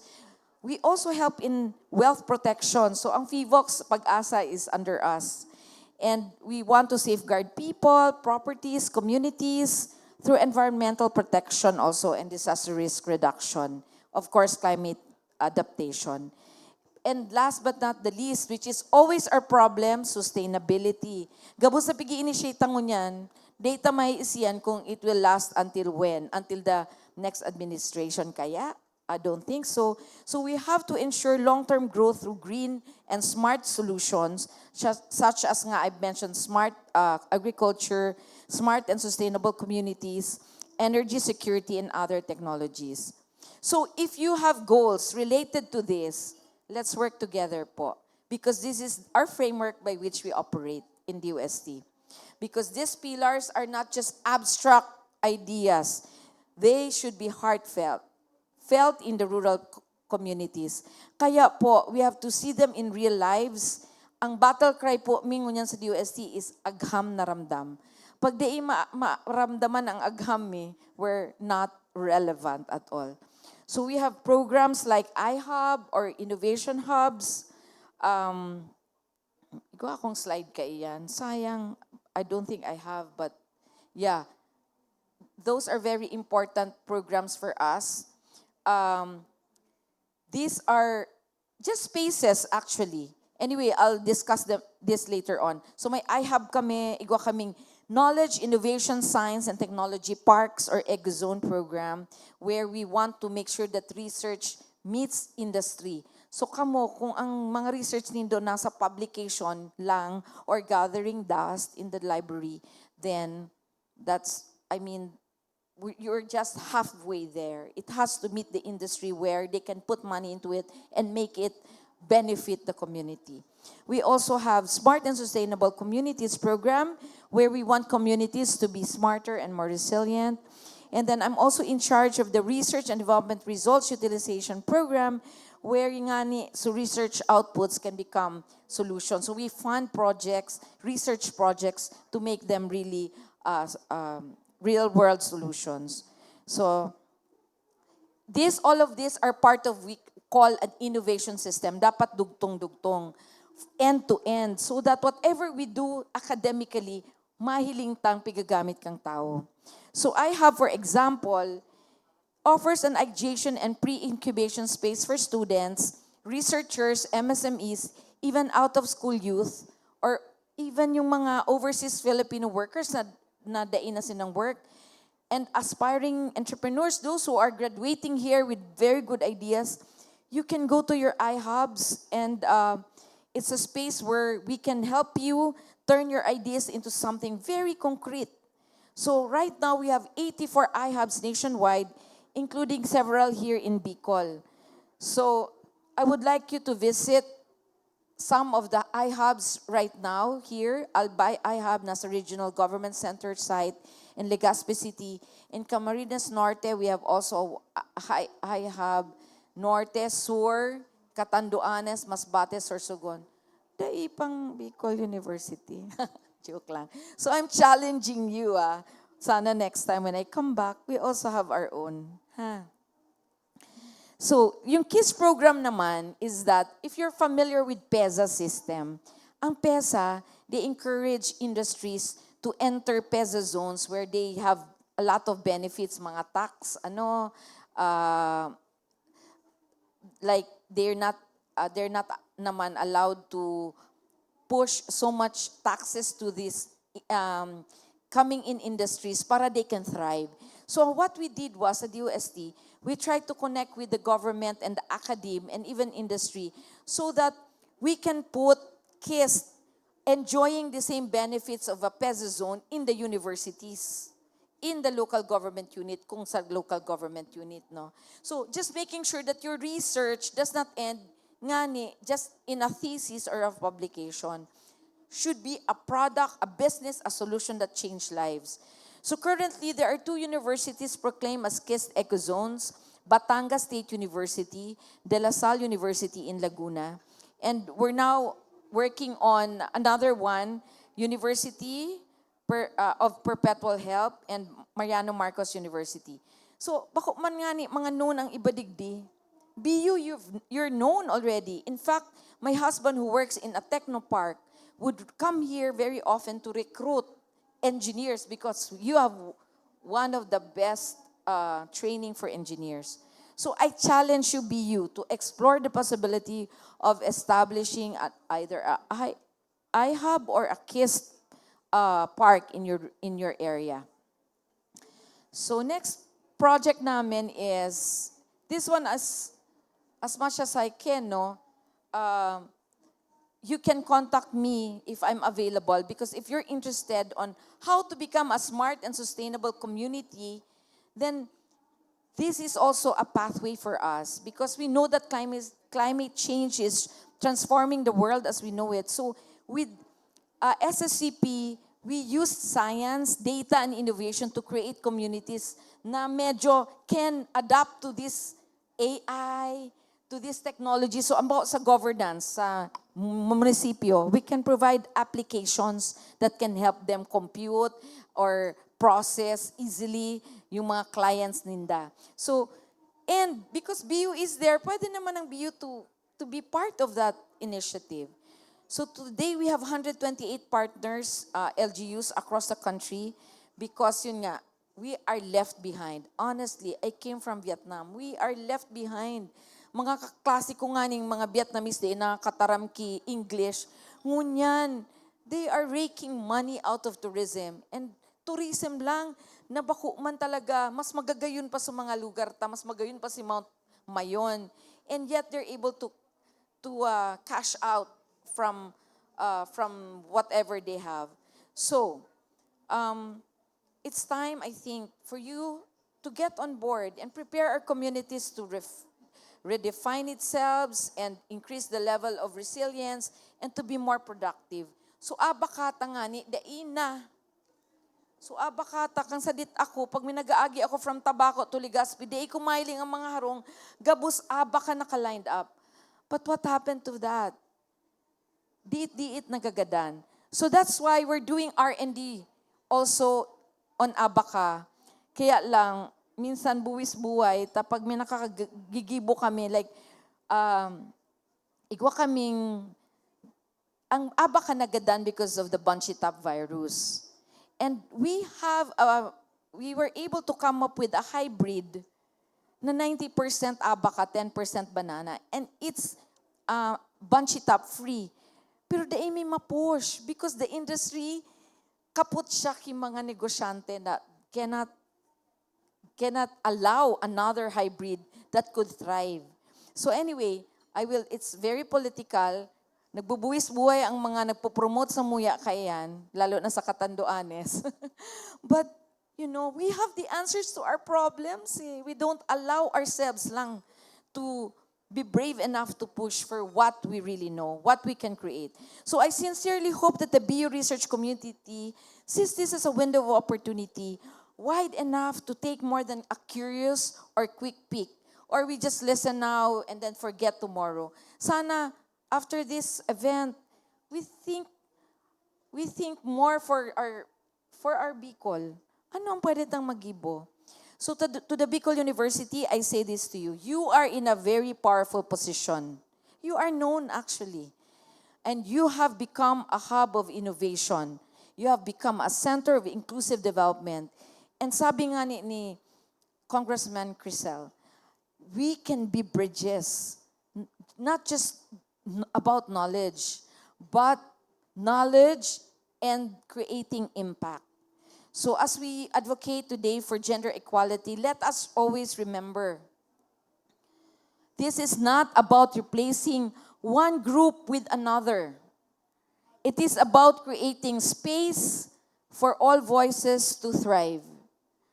It is not about rejecting tradition. It's about bringing out its best values. The Oragon spirit is strong. But today we are called to something even greater, to lead the change. Because change does not happen by chance. We have been quoting the whole day this afternoon, And I'm quoting Jim Rohn, life does not get better by chance. It gets better by change. Life does not get better by chance. It gets better by change. So to the awardees, to BUC God, to every woman and man championing inclusion, padagos, tabi, continue. Because you are building today, what we are building today will shape generations to come. As for me, this is more than a speech, this is a homecoming. A reminder that a young transferee student who once walked the halls of BU, uncertain, hopeful, dreaming, can stand before you today, not because the path was easy, but because someone believed, someone guided, someone opened doors. And today, I am especially grateful. Next, special feature. Yan no, picture ko ang kang ano. Today, I'm grateful because the person who believed in me first, the one who shaped my values, my strength, my courage is here with me. My mama, who like many of our ina, quietly carried the weight of my dreams so I can stand on my own. So to all mothers here and mentors, you are teachers.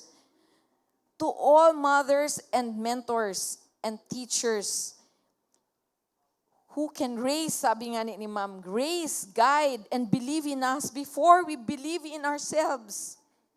I honor you today, all of you. Parakpakan ta ang mga sadirita.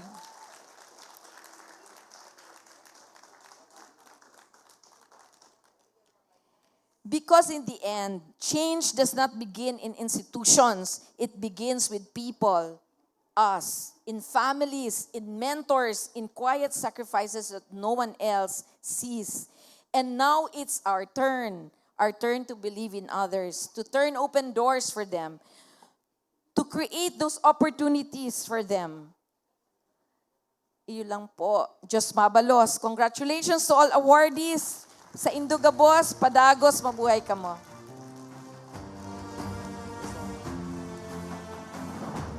Wow, what an incredible lineup of our speakers. Thank you so much once again, Engineer Maria Teresa B. de Guzman, and thank you for challenging Bicol University. Same gratitude we extend, of course, to Dr. Jennifer T. Barameda and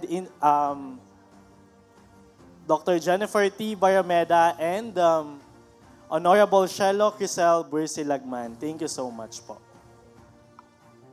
At this point, we will award a certificate of commendation, bouquet, token, and the 2026 National Women's Month celebration collateral to our plenary speakers. May we invite Attorney Daryl Alfante Redoblado of the University Legal Office, together with Dr. Maria Julieta Bibores, our VP for Academic Affairs, and Dr. Noel R. Raffer, the Director of BUC GAD, for the awarding.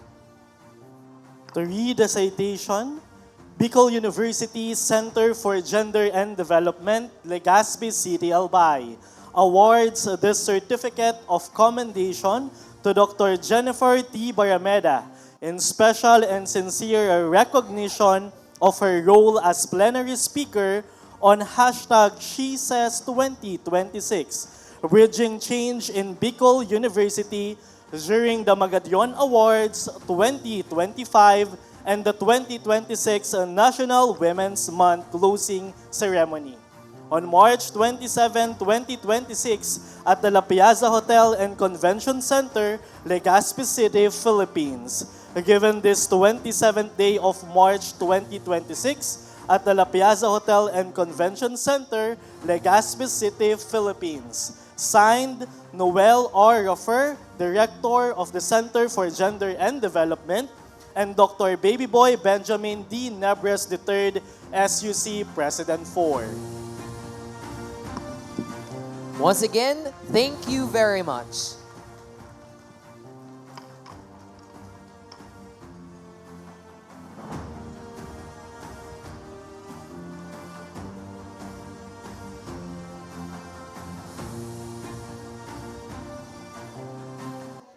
Same certificate is given to Honorable Shelo Crisel Bursil Lagman.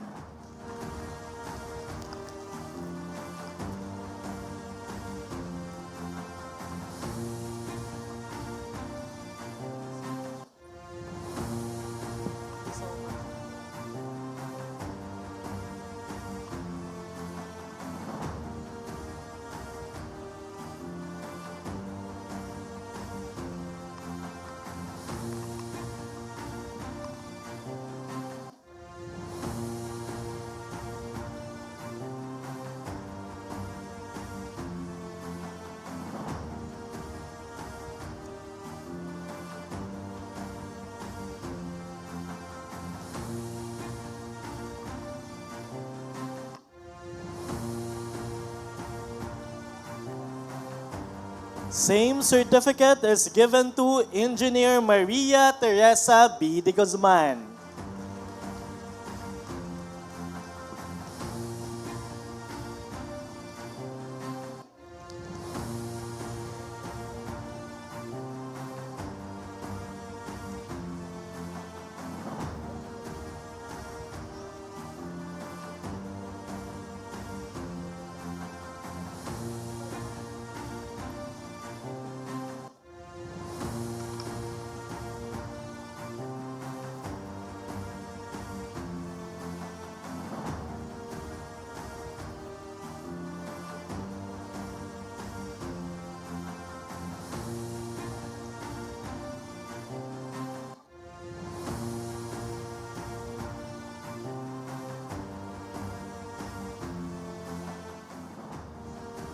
Once again, thank you so much.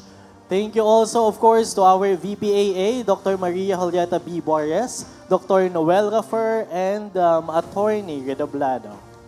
We have heard about leadership at the university level, the provincial level, and now the regional level. The Babaylan spirit is truly weaving a tapestry of progress across the entire landscape of Bicol. It's one thing to speak about change, but it's another to see the data, the faces and the lives that have actually been transformed. Behind every policy we've discussed today are hours of hard work, community organizing, and dedicated advocacy. The year 2025 was a landmark year for Bicol University's Center for Gender and Development. It was a year where gender responsiveness wasn't just a buzzword. It is a mission in motion. So, before we move to the awarding, let's take a moment to look back at the milestones we've reached together. Everyone, please turn your attention to the screen for the Bicol University Gender and Development Accomplishment Report for 2025 audiovisual presentation. For nearly 20 years, Bicol University has been a leading champion of gender equality, beginning with the pioneering efforts of Bicol Center for Women's Studies in 2005, which first championed gender mainstreaming within the university and across neighboring provinces. Strengthened further with the establishment of Bicol University Center for Gender and Development in 2016. The university's commitment has evolved into a dynamic and transformative movement. Now, as BU CGAD approaches a decade of dedicated service, this center rises with renewed strength and purpose, embodying the spirit of empowered Filipinos who lead with courage and conviction, inspired by the legacy of the Babayans. BU CGAD continues to advance uncompromising initiatives that strengthen gender-responsive leadership and policy, foster safe and inclusive spaces, and empower communities in transformative and sustained education. With passion, purpose, and unwavering university vision for humanity, BU CGAD continues to go beyond commitment, building a future where dignity, fairness, and inclusivity are lived realities for all. This is our journey. This is our legacy. Driven by the unwavering support and collaboration of the Bicol University community, its administrations, deans, directors, GAD coordinators, personnels, and students, we proudly present the Gender and Development Accomplishments for 2025, anchored on its pillars: advocacy and capacity building,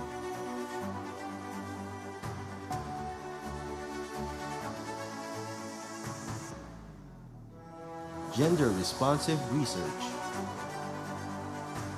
extension,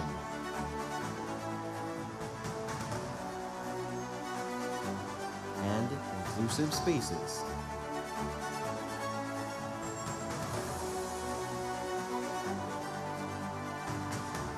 The university continues to create a lasting change and shape a more inclusive future. At the core of this commitment is the Bicol University Gender Focal Point System. The GFPS serves as the university's strategic mechanisms in mainstreaming gender and development across all units. It's composed of dedicated leaders, coordinators, and advocates collaboratively to ensure that GAD principles are embedded in policies, programs, and practices. Through strong leadership and coordinated efforts, the GFPS drives the university towards a more gender-responsive and inclusive future.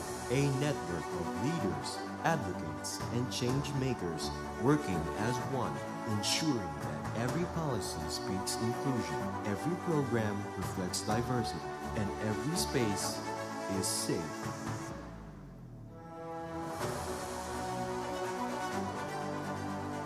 Together, the GFPS transforms commitment into action.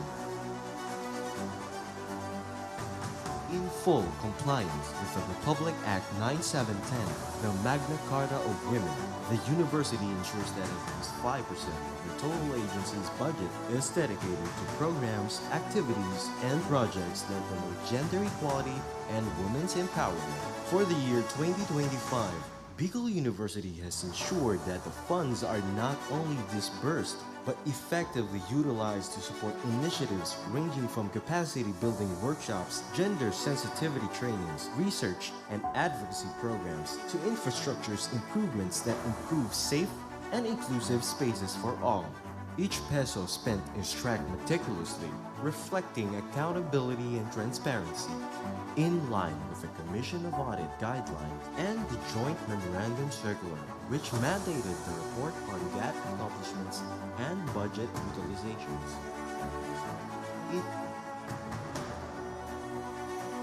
Through the awareness campaigns,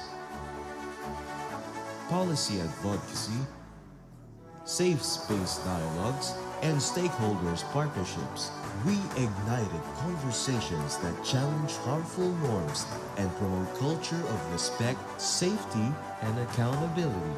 With unified voices, we said, no more silence, no more violence.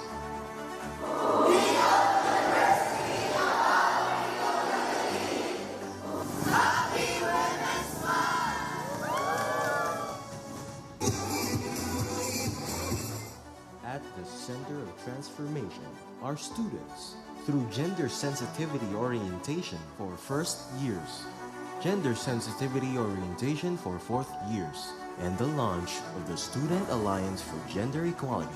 A new generation of gender advocates emerge, informed, empowered, and ready to lead. For faculty and personnel, capacity building remained a priority. Training of trainers, mid-year and year-end assessments, mock GAD audits, and GAD manual write-shops. Competence was strengthened, participation in conferences, further expanded perspectives, ensuring that the university remains responsive to evolving gender issues. Work towards a culture where gender equality is not just a goal, but a shared responsibility and a lived reality in our university.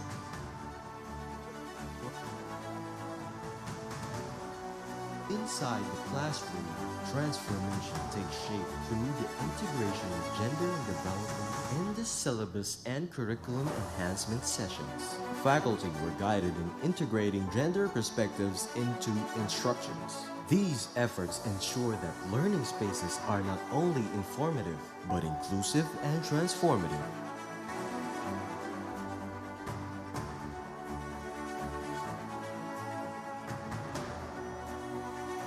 In research, gender responsiveness deepens understanding through GOD research workshops and training on harmonized gender and development guidelines. Researchers were equipped to integrate gender analysis into their work because research must not only generate knowledge, it must represent realities.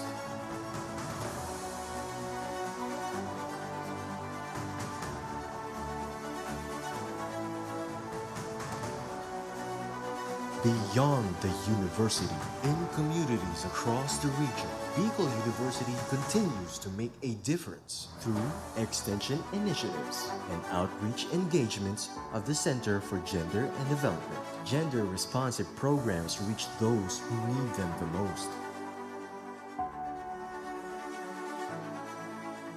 The Excellence Award of Bicol University, its personnel and partner stakeholders in gender mainstreaming did not go unrecognized.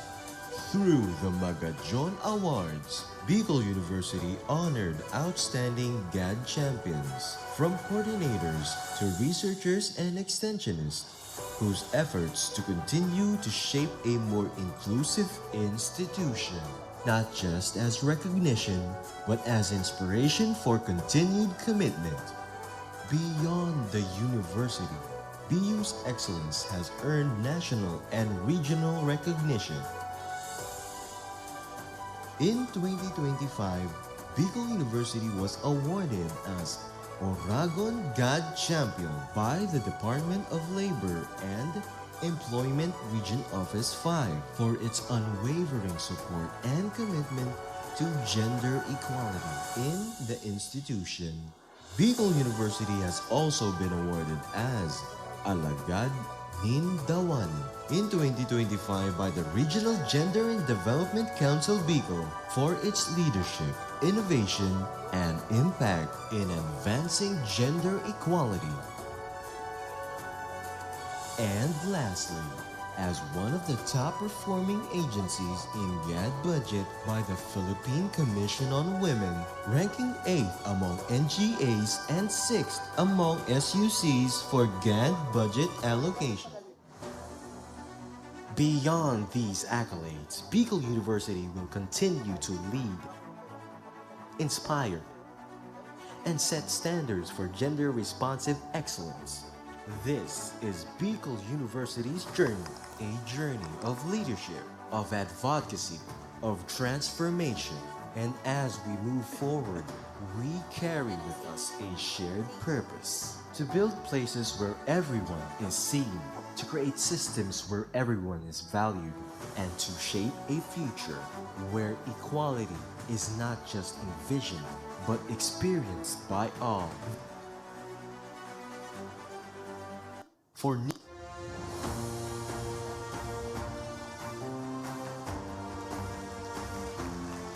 Wow.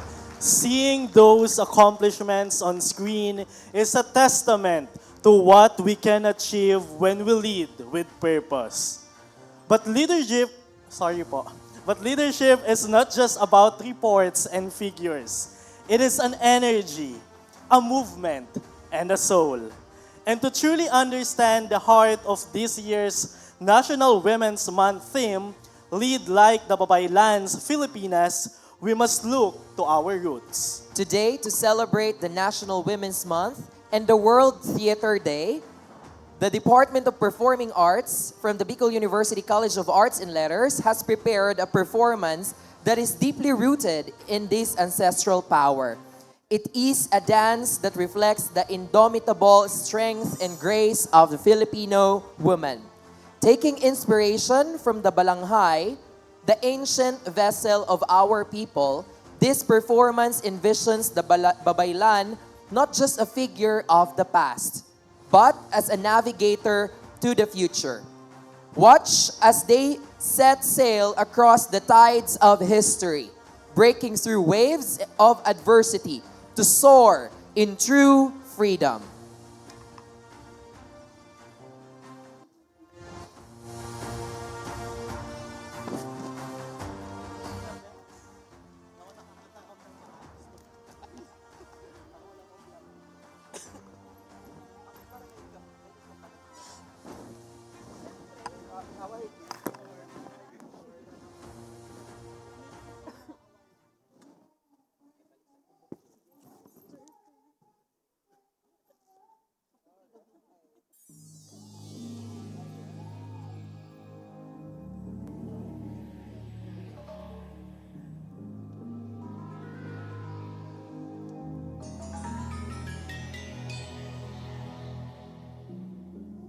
Ako ang diwata ng sining malaya na kay tagal binihag ng sukat.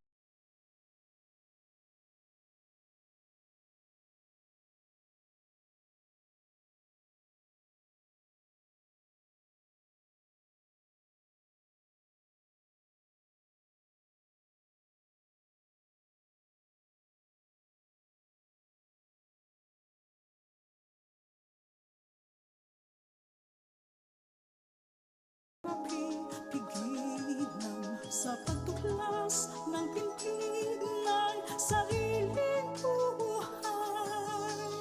Palanghay ko ay puiglas sa matandang daungan at saka tumalaan sa pusikit na kawalan.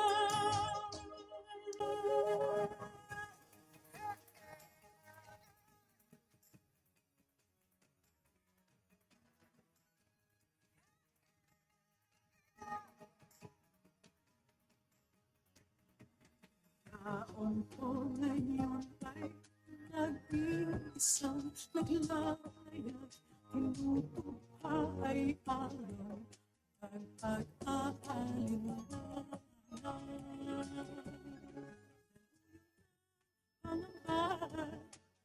Ang bumapagpahal, sisiklat-siklat na pagsama.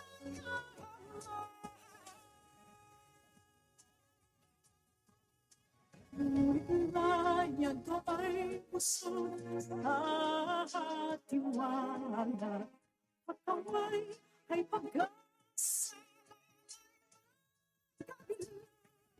Sa gabay ng isla ng inahatan, hanggang sa buwan ay sasakit sa buhay bigla. Pag-awit ng ulos ng hihak-hihak ay saka katalaman ng Diyos. Magkasabay ng diwata ang kanyang balangkay ay magiging ikaw.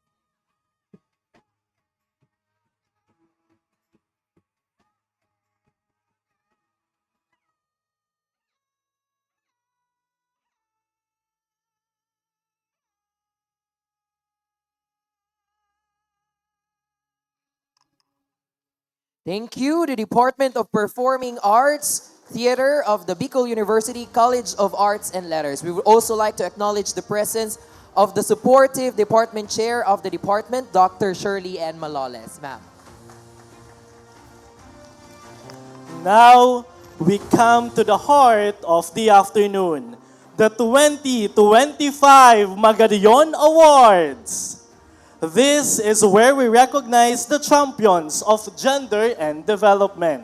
We begin with the recognition of the outstanding services of former GAD coordinators and former OIC director. To present the awards, we invite Dr. Rameses Lovino, the Dean of the Jesse M. Robredo Institute of Governance and Development, together, of course, with Ma'am VPAA, Dr. Maria Julieta B. Boris, and the Director of CGAD, Dr. Noel R. Raffer. To read the citation, Bicol University's Center for Gender and Development, Legazpi City, Albay, awards the Certificate of Commendation to, in special and sincere recognition for her active participation and meritorious contribution as a former GAD coordinator of that significantly contributed to the advancement of the GAD mainstreaming efforts of Bicol University. Given this 27th day of March 2026, during the Magadion Awards 2025 and the 2026 National Women's Month closing ceremony at the La Piazza Hotel and Convention Center, Legazpi City, Philippines. Signed, Noel R. Raffer, Director, CGAD, and Dr. Babyboy Benjamin D. Nebres III, SUC President 4.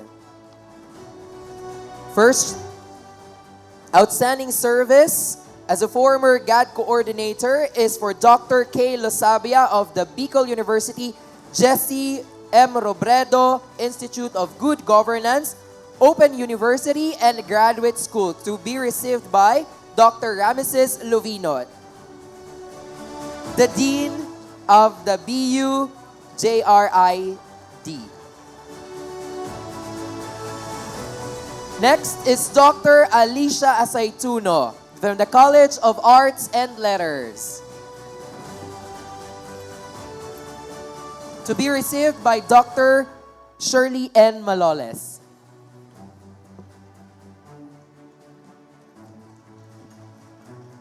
Next is Dr. Shena A. Haushan from the College of Education.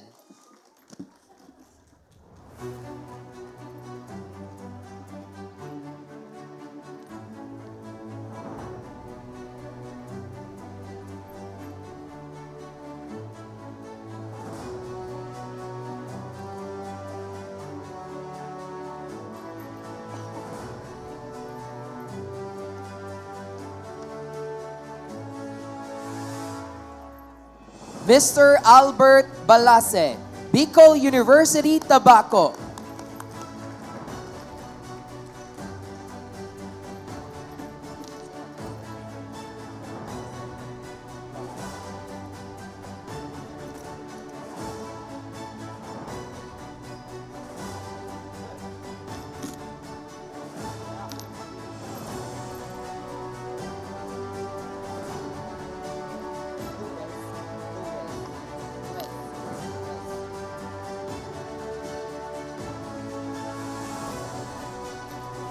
Next is Miss April Joy B. Nuez of BU Polangi, to be received by Mr. Marvin Velacruz, the current GAD coordinator.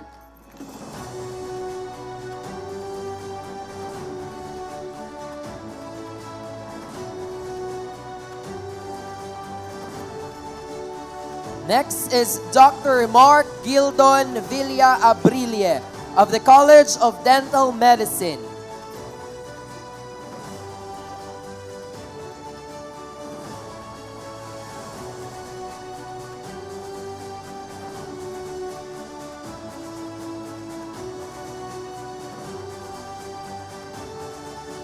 To be received by Ma'am Diocariza.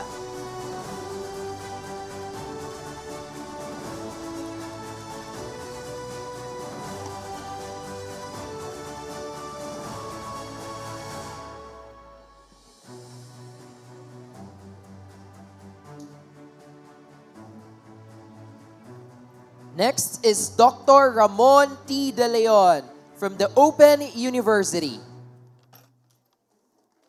to be received by Ma'am Emily Agonos.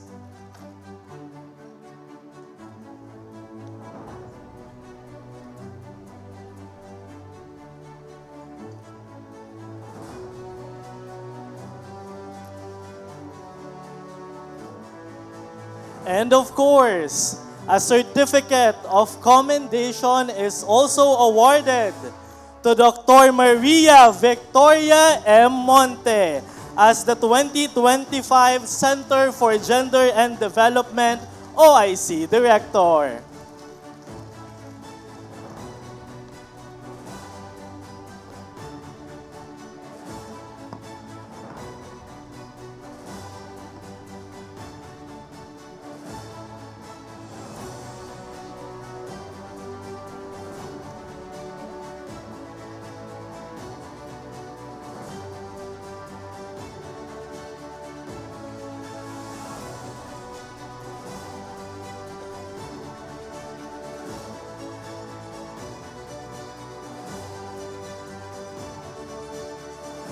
Thank you so much, Dr. Rameses M. Lorino, Dr. Maria Julieta B. Borges, and Dr. Noel R. Rofer.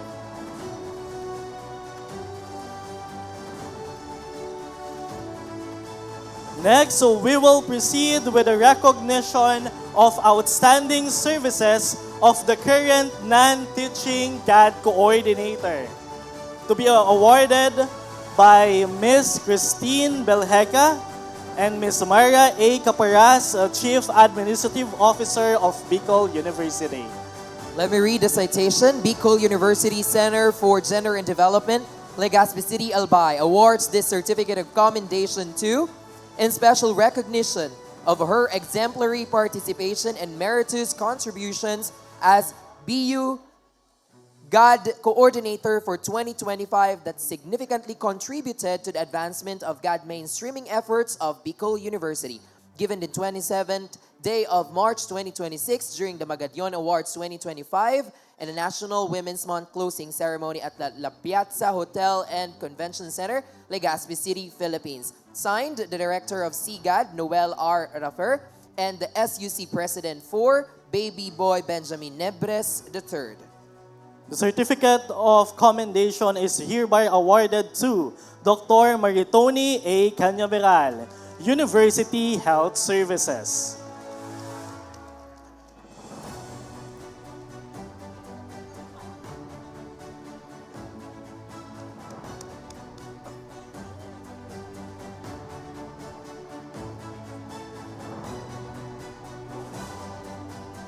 Next, we also award the certificate of commendation to Ms. Michelle B. Andes from the College of Law.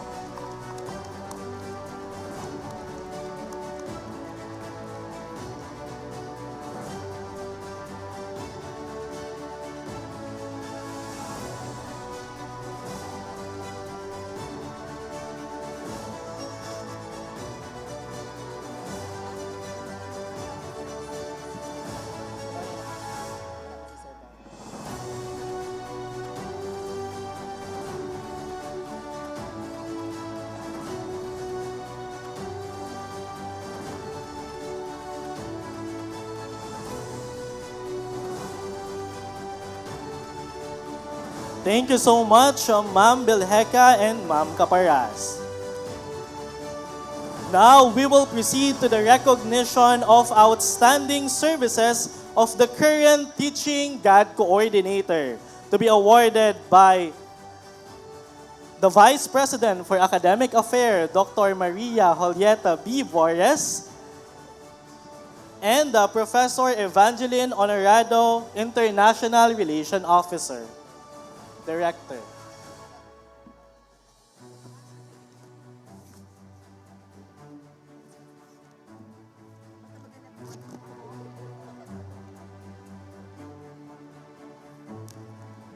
Certificate of commendation is hereby awarded to Mr. Ian Ron Bellio from the College of Arts and Letters.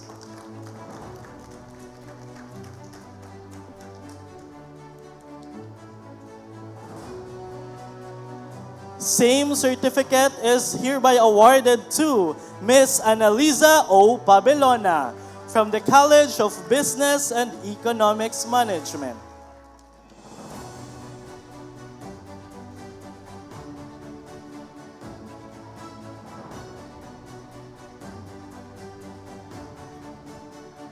Same certificate is given to Miss Maria Christine Joy O. Nerick from the College of Education.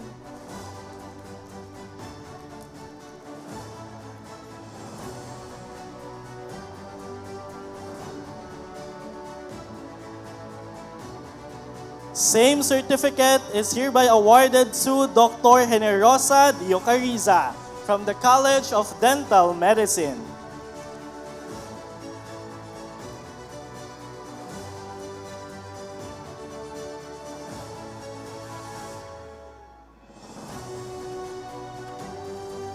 Same certificate is hereby awarded to Engineer Gary V. Hulutin from the College of Engineering.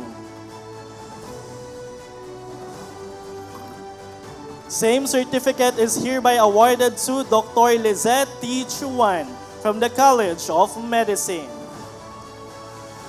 Same certificate is for Architect Maureen M. Sia from the Institute of Design and Architecture.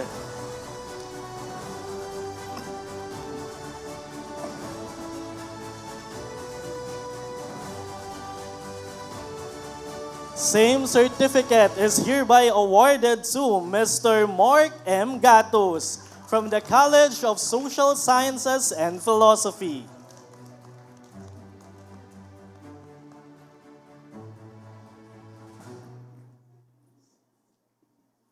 Same certificate is hereby awarded to Dr. Odette R. Gonzalez from the College of Nursing.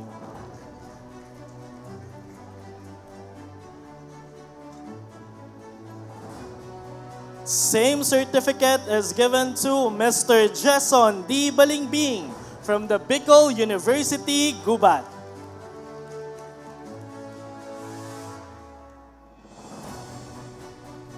Same certificate is hereby awarded to Mr. Robert John G. Lood from the Institute of Physical Education, Sports, and Recreation.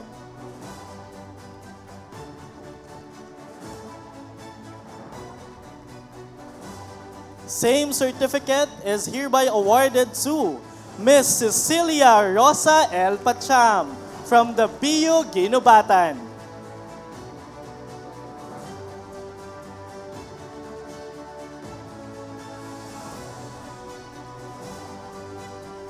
Same certificate is hereby awarded to Mr. Jaymor L. Bonaobra from the College of Science.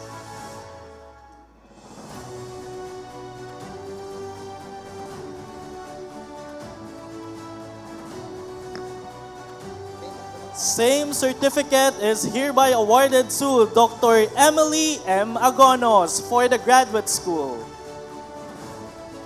Same certificate is awarded to Mr. Marvin Velacruz of Bicol University, Polangi.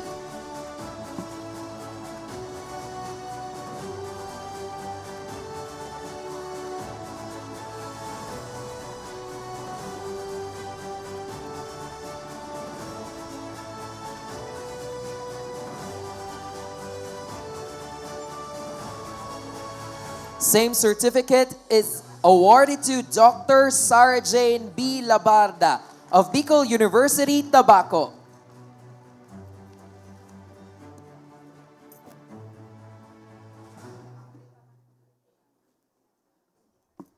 Same certificate is awarded to Dr. Deo Geocada of Jesse M. Robredo Institute of Governance and Development.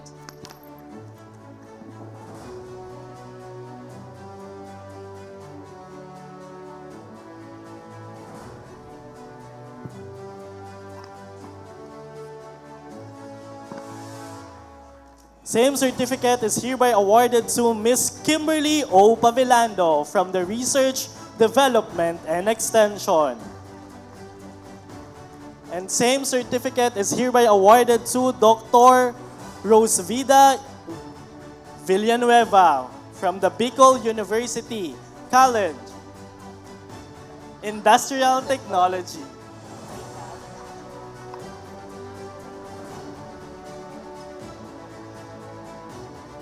And now we will recognize the services of the Student Alliance for Gender Equality. Thank you very much, BPAA, and to our Director of the IRO, Ma'am Evangeline Honrado.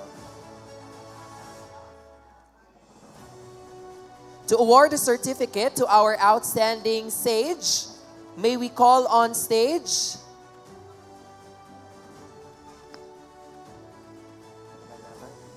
Dr. Noel Rafer, the Director of SIGAD, Dr. Salvacion Villafuerte, the Director of the University Student Services and Welfare Division.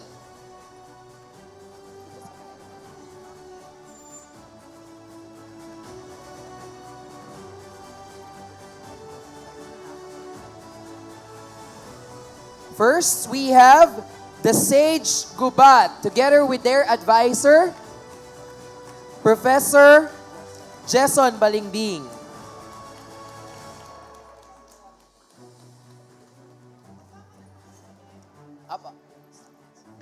Sage.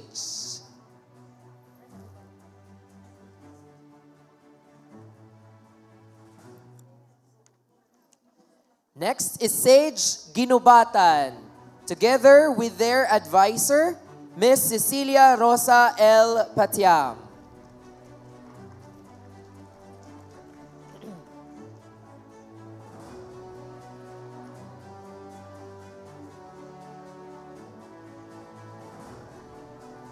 Sage Busit.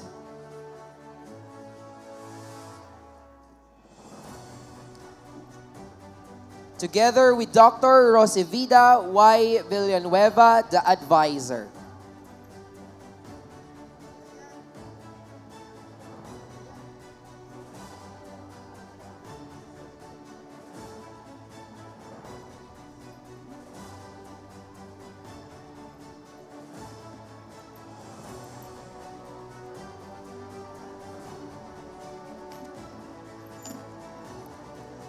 Next is Sage Idea, together with architect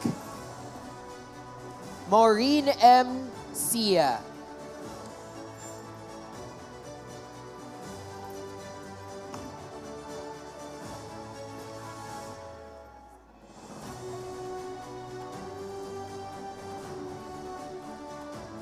Next is Sage CSSP, together with the advisor, Mr. Mark M. Gatus.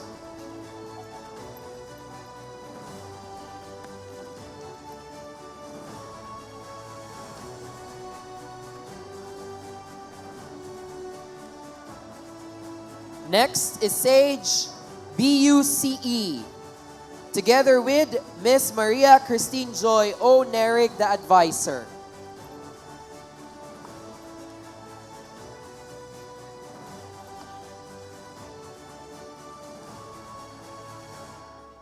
Next is the Sage IPESR with Mr. Robert John G. Lood as the advisor.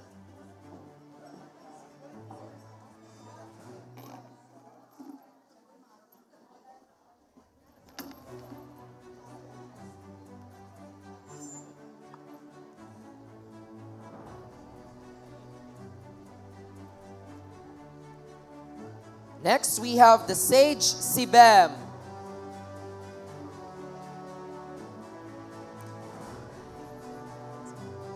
together with Miss Annalisa O. Pabelona, the advisor.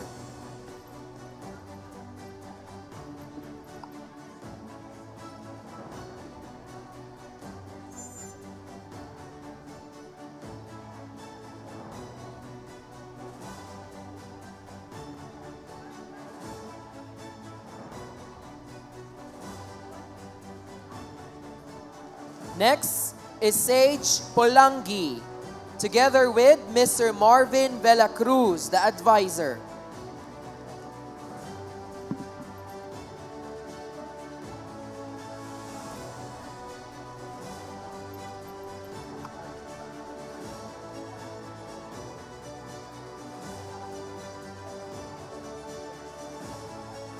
Next is the Sage Graduate School.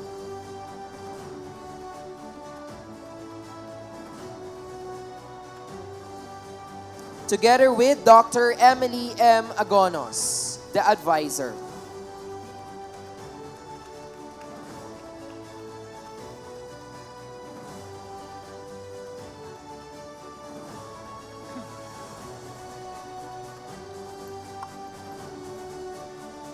Next is Sage BUCS.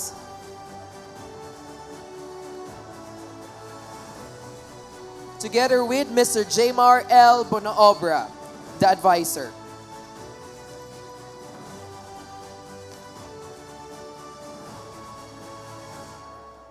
Next is BU Sage Tabaco. Together with Dr. Sarah Jane B. Labarda, the advisor.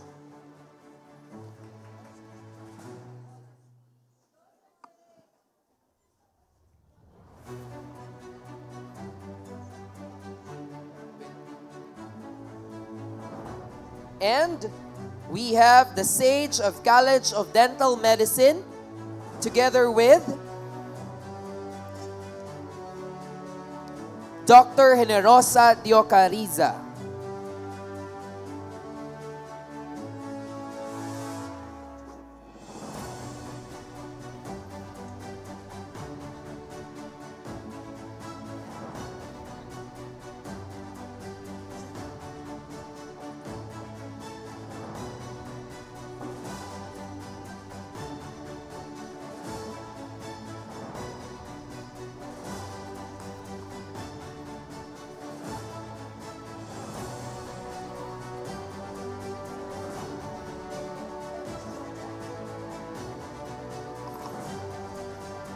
Would also like to award the same certificate of commendation to the University Sage with the advisor, Dr. Gilbert Lopez.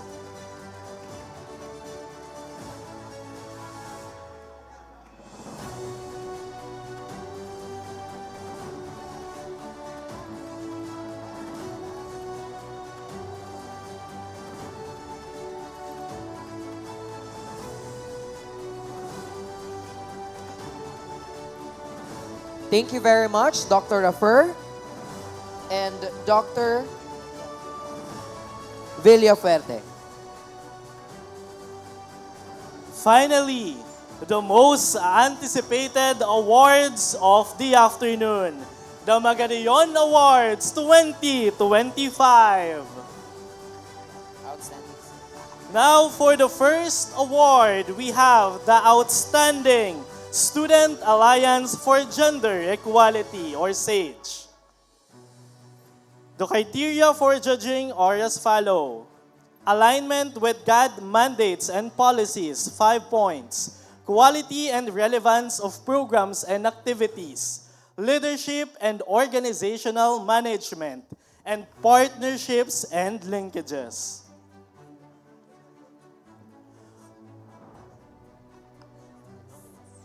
And the nominees are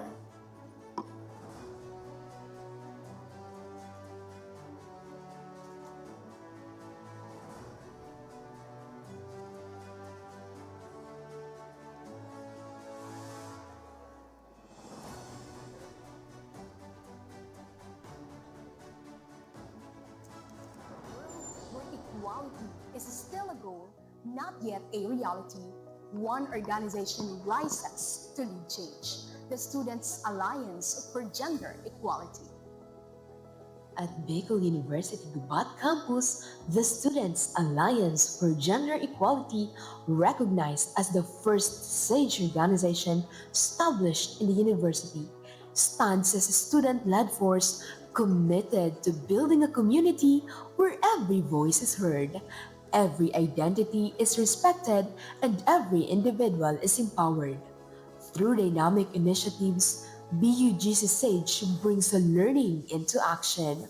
From gender sensitivity trainings for first year and graduating students to discussions on gender in the workplace, the organization engages learners in meaningful conversations that challenge stereotypes and cultivate respect. Beyond education, it transforms awareness into advocacy. It leads campaigns on gender rights and inclusivity while strengthening a campus culture grounded in empathy and equality. Celebratory initiatives such as anti-vow campaigns and Women's Month activities further amplify its impact across the academic community. Its influence extends beyond the campus through strong collaborations with university offices and external partners. It delivers community-based programs that equip child development workers with essential knowledge in gender sensitivity, child protection, and inclusive teaching practices. More than an organization, BUGC SAGE is a movement that champions equality, inspires action, and shapes a future where no one is left behind. Next nominee, we have the Bicol University Ginubatan.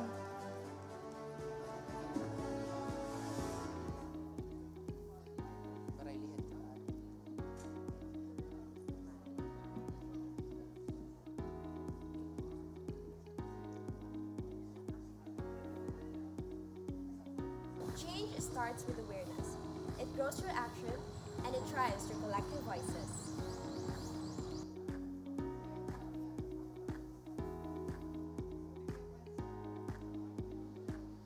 SAGE empowers students to become an advocate for gender equality, inclusivity, and respect. Through student-led initiatives, we create safe spaces where every voice is heard and every identity is valued.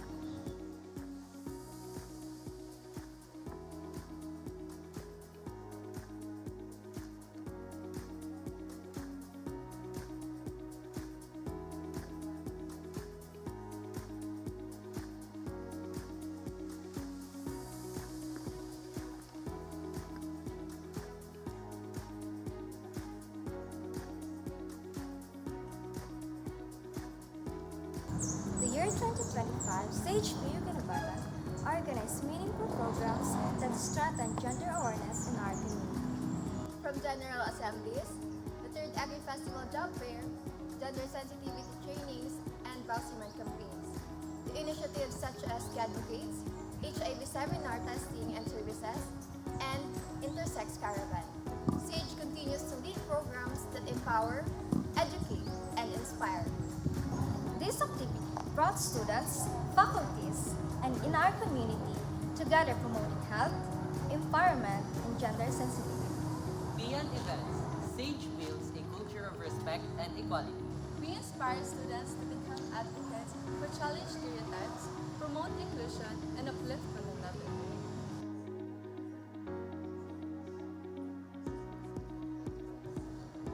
How has SAGE influenced you as a student member? As a SAGE member po, I participated in several seminars like included workshops, collaborated activities with other participants. This experience po helped shape my student leadership, boost my confidence, and taught me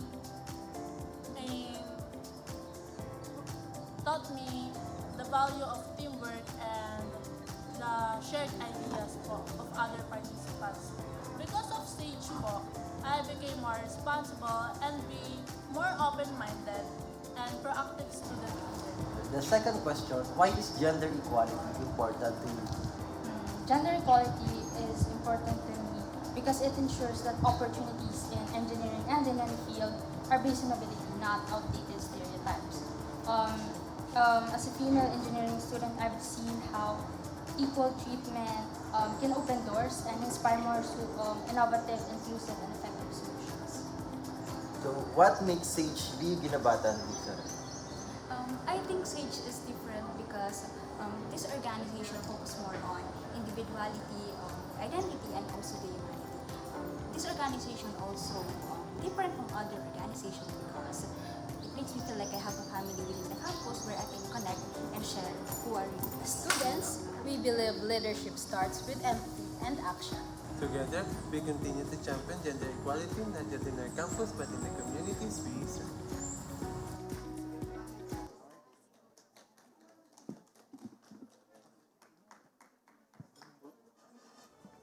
We also have the Bicol University College of Industrial Technology.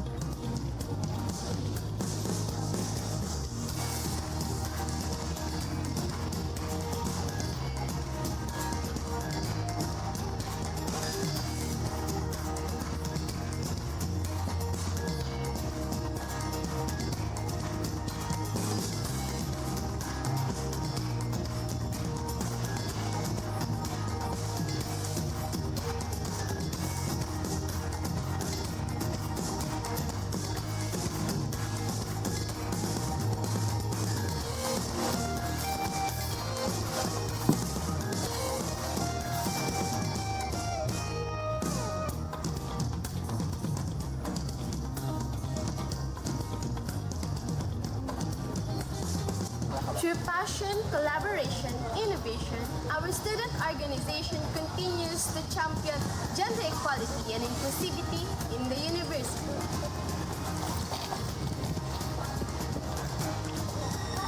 Bicol University College of Industrial Technology, Student Alliance for Gender Equality.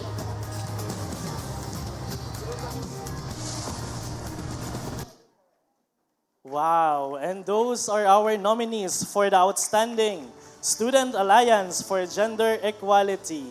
Now to award the certificate to our outstanding sage, may we call on Dr. Noel R. Rafer, Director of SIGAD, and Dr. Salvacion Villafuerte, Director, University Student Services and Welfare Division.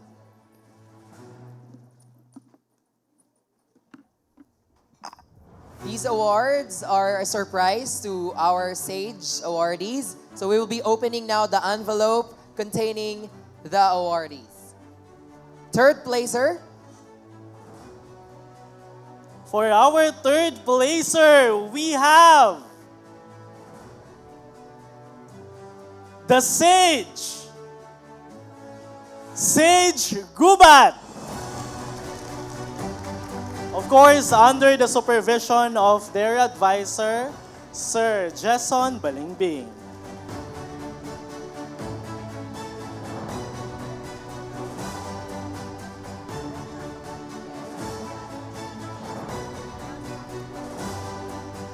May we also request the presence of the Associate Dean of the BU Gubat to join the awarding of the Outstanding Sage.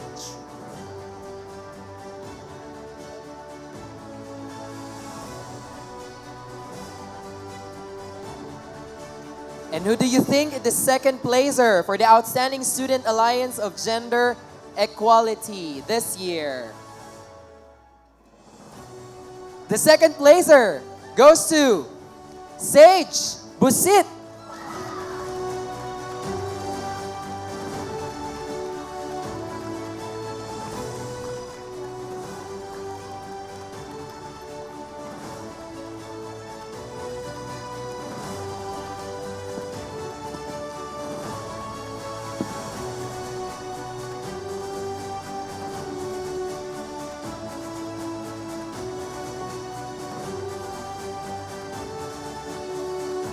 Of course, the Sage Busit is under the supervision of Dr. Rosvida E. Villanueva.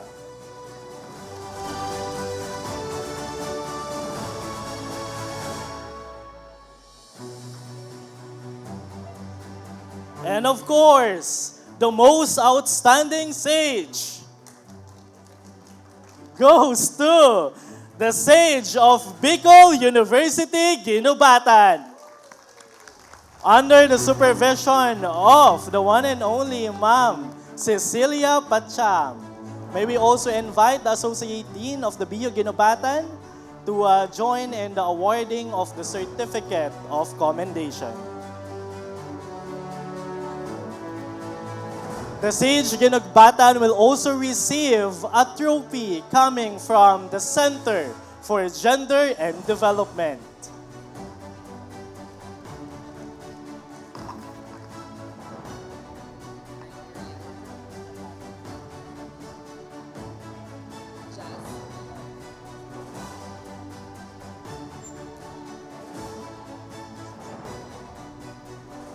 Thank you so much, Dr. Noel and Dr. Villafuerte. And now we proceed to the next award, which is the Outstanding Linkage Partner Agency.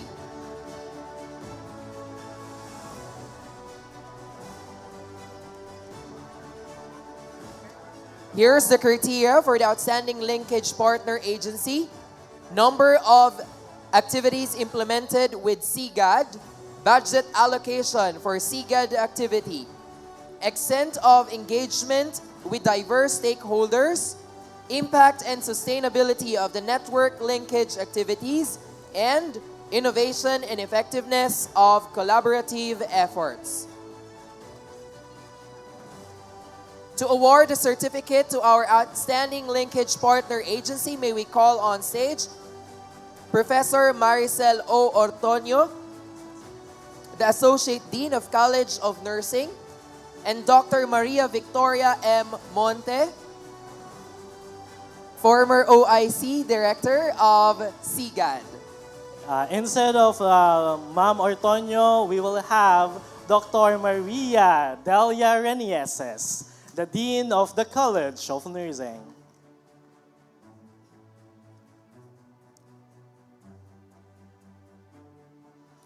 And our Outstanding Linkage Partner Agency,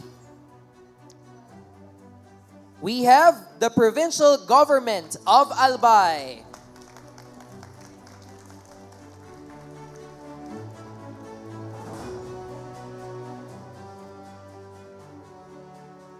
These are the nominees, the Provincial Government of Albay, together with Dole Bicol. And our Outstanding Linkage Partner Agency, the Provincial Government of Albay.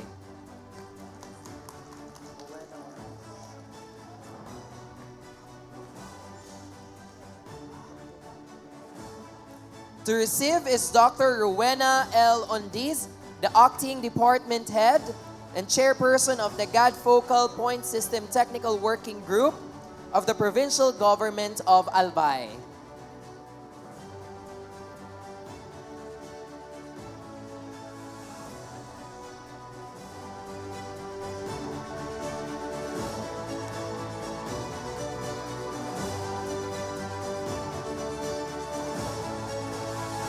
And the most outstanding linkage partner agency is the Department of Labor and Employment, Bicol.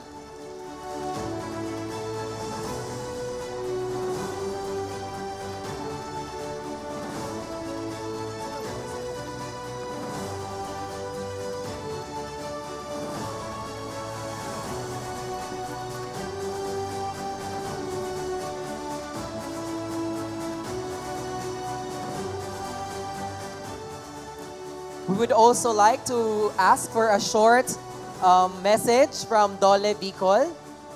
Sir?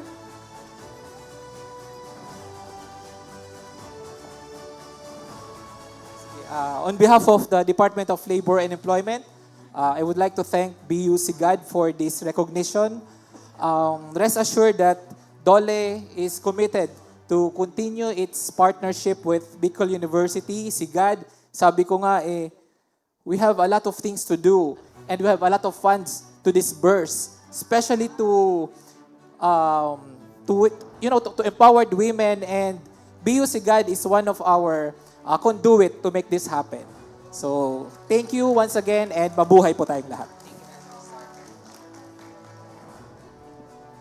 Our award for Outstanding GAD Extensionists and Researchers went through a rigorous paper evaluation from our external GAD champions. And we will also like to acknowledge and award the certificate to Dr. Rowena L. Ondiz, again, the Acting Department Head of Provincial Education Department and the Chairperson of the GAD Focal Point System Technical Working Group of the Provincial Government of Albay as one of our evaluators. To award is Dr. Noel Arafer, the Director of BU Sigad.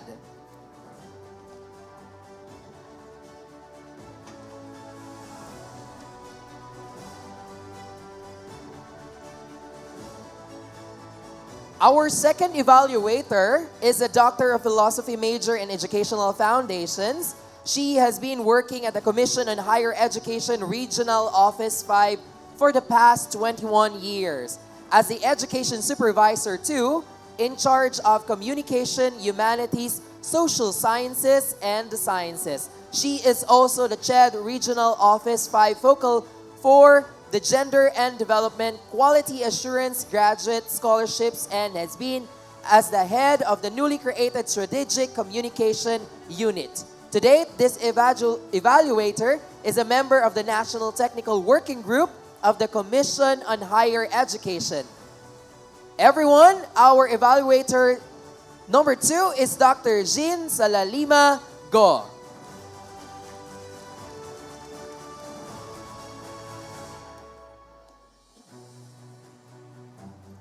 Next, for our third award, we have the Outstanding GAD Extensionist. And for our criteria, we have gender mainstreaming, community engagement, advocacy and networking, monitoring and evaluation, innovation and adaptability, cultural sensitivity, empathy, and empowerment. And the nominees for Outstanding Extensionists are Demetrio E. Castillo, Dr. Rosemary R. Hadi, Jason D. Balingbing, Maricris L. Codon, and Mana C. Kim from their extension activity titled From Advocacy to Action, Training on RA 9262, Com Sustainable Business Canvas Model from the Bicol University, Gubat. Next nominee is Attorney Alex B. Nepomuceno, Professor Mark M. Gatus, Professor Fernandino Pancho, Professor Mark Zaldi O. Camba, Professor Ramon V. Palma, Mr. George Felipe A. Icamen, and Ms. Maria Nicole B. Rosero with their extension activity titled GAD Advocacy for Safe Spaces, Advancing Gender Equality in Support of the 18-day campaign to end VOW from the Bicol University College of Social Sciences and Philosophy. And the third nominee for GAD Extensionist is Mr. Jason D. Balingbing for their extension activity titled Creating Inclusive Classroom, Strengthening SOGI-SC Awareness, Gender Fair Communication, and Safe Learning Space in Early Childhood Education from the Bicol University, Gubat.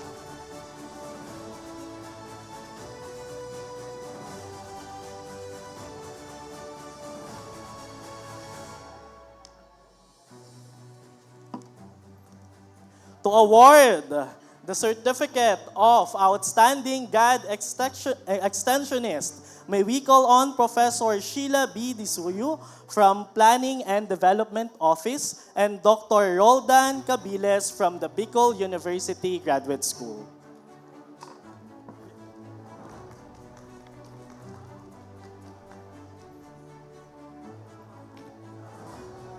And the outstanding God Extensionist third place, we have Demetrio E. Castillo, Dr. Rosemary R. Hadji, sorry po, and Professor Jason D. Balingbing, Marikis L. Codon, and Mana C. Gim. With their extension activity from advocacy to action, training on RA 9262, cum Sustainable Business Canvas Model from the Bicol University, Gubat.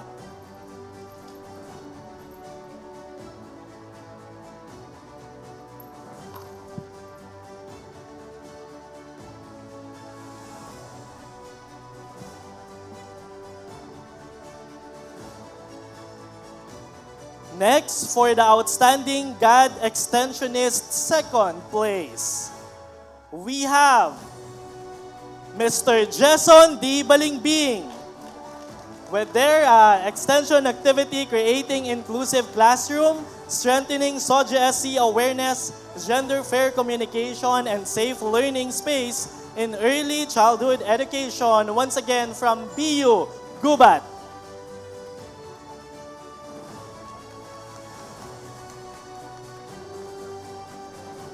And of course, the most outstanding God Extensionists.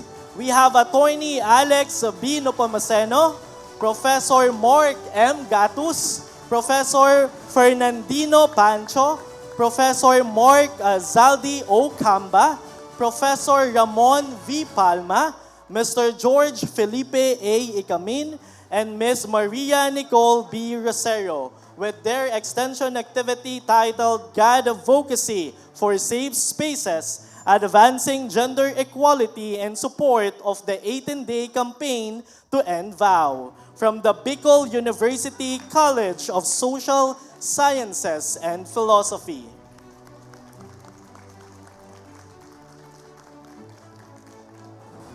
Next award is the Outstanding God Researchers.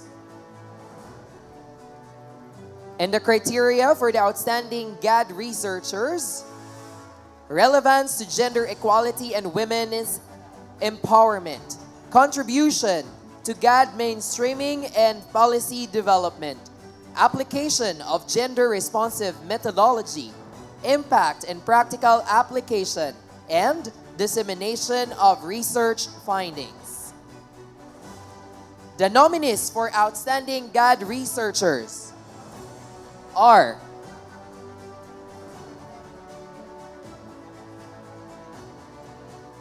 Dr. Rosemary Hadji. Title of the research is Role of Women in Cassava Farming in the Municipality of Gubat, Sorsogon, from Bicol University, Gubat. And Dr. Noel A. Raffer and Ms. Gretchen B. Miliana. The title of the research is Sex and Age Disaggregated Data, or SADD, Collection of the Gender Issues and Concerns of the Bicol University's Personnel, a Gender Differentiated Narrative Towards God Responsive Programs, Activities, and Projects, or PAPs, from the Bicol University College of Social Sciences and Philosophy. To award a certificate to our outstanding God researchers, may we call on stage Professor Maureen M. Maceres, the Associate Dean of BU Ginubatan, and Dr. Rowena Ondiz. And our outstanding God researchers, Dr. Rosemary Hadji, Role of Women in Cassava Farming in the Municipality of Gubat, Sorsogon, Bicol University, Gubat.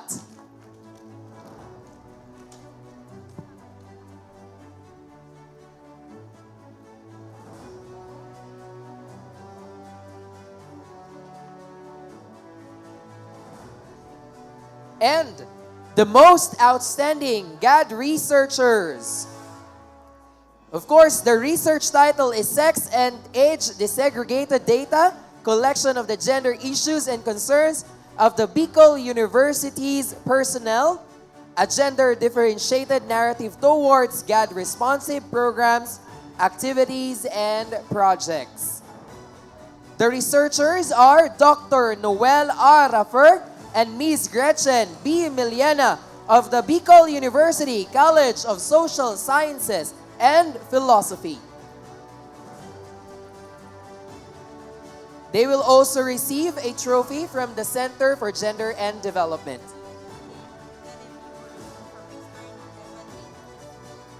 Again, of course, our reviewers and evaluators are from our external validators.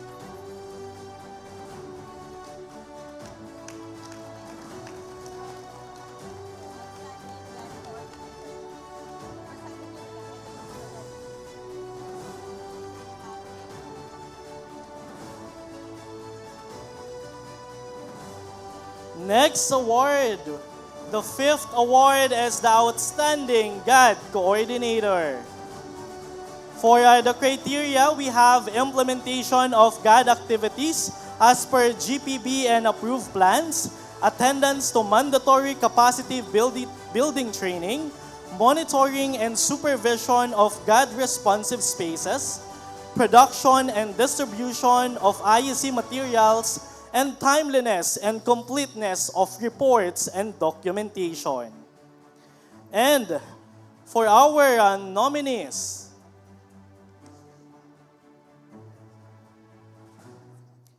Dr. Rosevida Villanueva from Busit. Next is Professor Marvin Velacruz from BU Polangi. And next is Miss Cecilia Patiam from BU Ginubatan.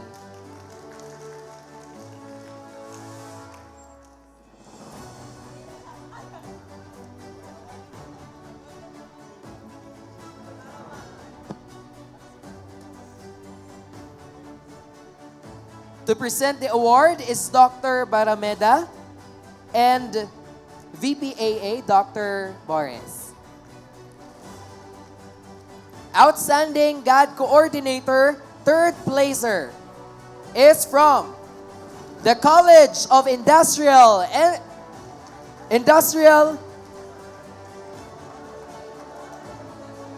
Technology, Dr. Rosevida Y. Villanueva.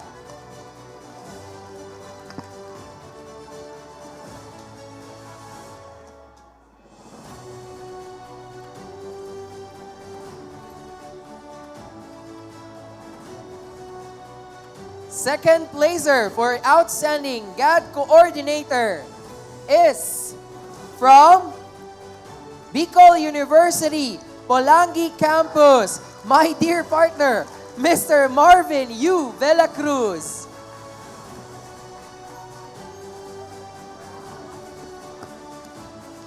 And, of course, the most outstanding GAD Coordinator for 2025 is from Bicol University, Ginubatan, Miss Cecilia Rosa L. Patiam. Congratulations.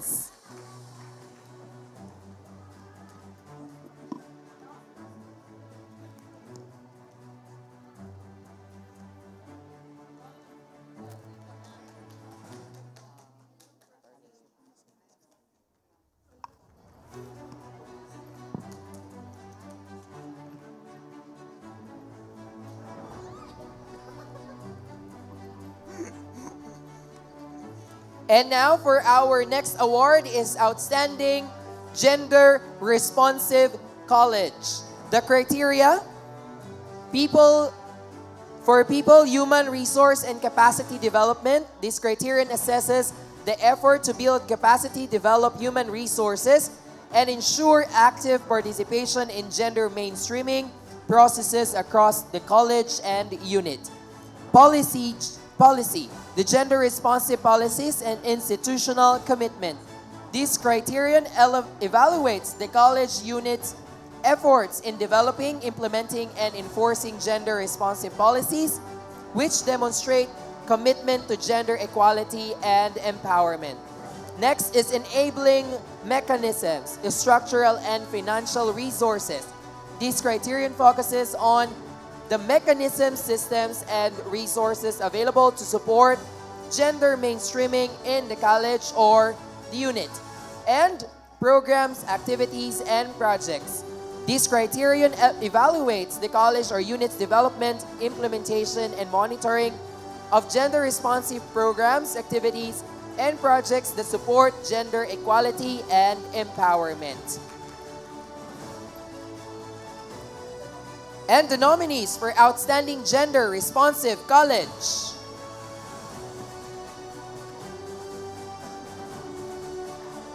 The Bicol University College of Industrial Technology, Bicol University Pulangi, and Bicol University Ginubatan.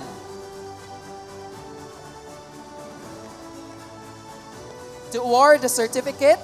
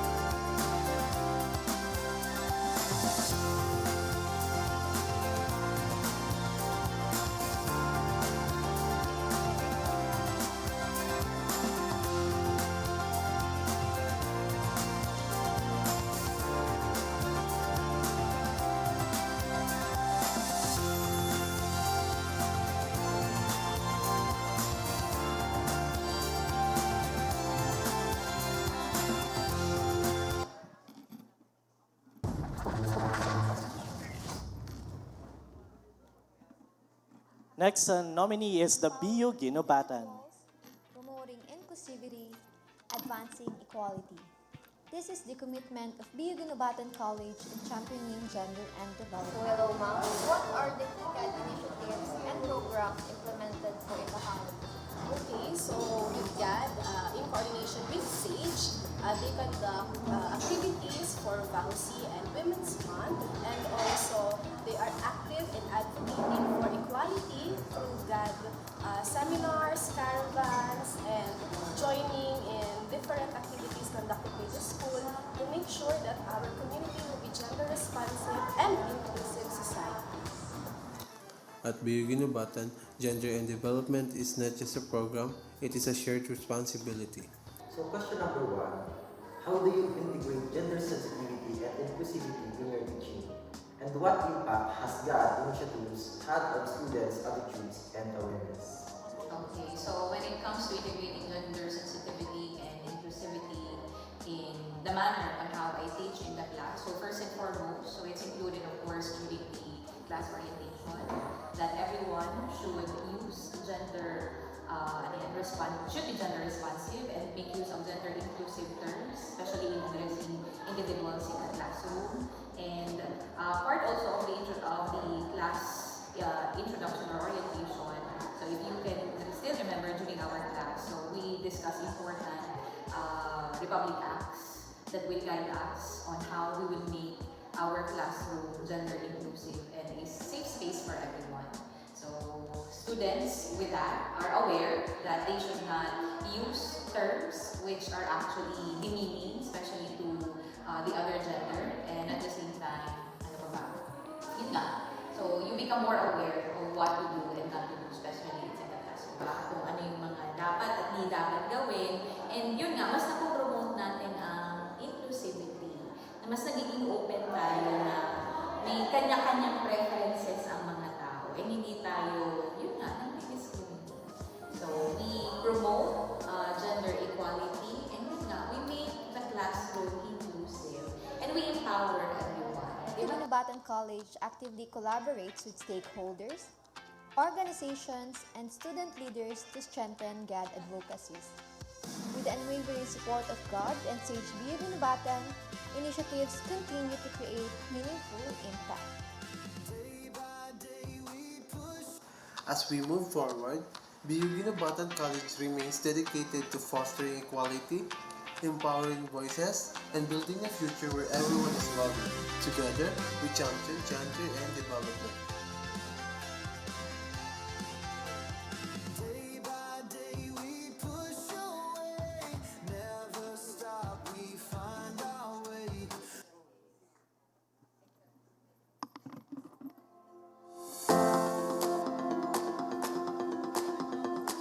Next nominee is BU Pulangi.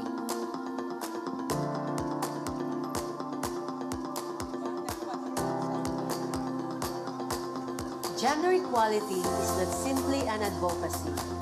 It is a shared commitment embedded in our academic culture, leadership, and community engagement. At Bicol University Pulangi, we believe that an inclusive academic environment empowers individuals to learn, lead, and serve with dignity and respect. The college demonstrates a strong commitment to gender mainstreaming through leadership and strategic resource allocation. 5% of the institutional budget supports gender and development programs, with a 99.70% utilization rate as of 2025. To strengthen institutional capacity, the GAD coordinator completed a training of trainers on feminism and education, enhancing the college leadership in gender and advocacy. Gender perspective are integrated into the curriculum through faculty development and workshops on gender-responsive teaching. As a result, 100% of core syllabi across departments are now gender-responsive, fostering an inclusive and gender-aware learning environment. Students play an active role in advancing gender equality through GST training for freshies and graduating students. A college memorandum also requires student councils and organizations to submit gender-sensitive activity proposal using inclusive language and sex-desegregated data. Students further contribute through undergraduate research that explores gender-related issues and supports a gender-responsive programs. A notable student initiative is the BU Pulangi GAD website, the digital counterpart of the campus GAD Corner, providing accessible gender resources for the university community. The campus environment promotes inclusivity through all gender restroom, PWD accessible facilities, and the PCW compliant to GAD corners in the university. At Bicol University Pulangi, we continue to nurture a community where equality, respect, and inclusivity guide our actions, empowering future leaders to champion gender equality and build a more just society. And to award a certificate to our outstanding gender-responsive college, may we call on stage Dr. Lorino, Architect Maureen Sia, and Attorney Alex Nepomuceno. And the outstanding gender-responsive college, third placer, goes to Bicol University, Polangi.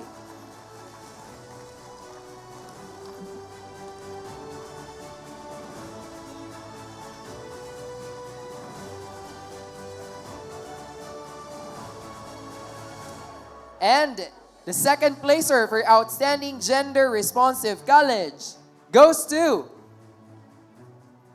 Sino daw po? Sa tingin ninyo? Is the College of Industrial Technology.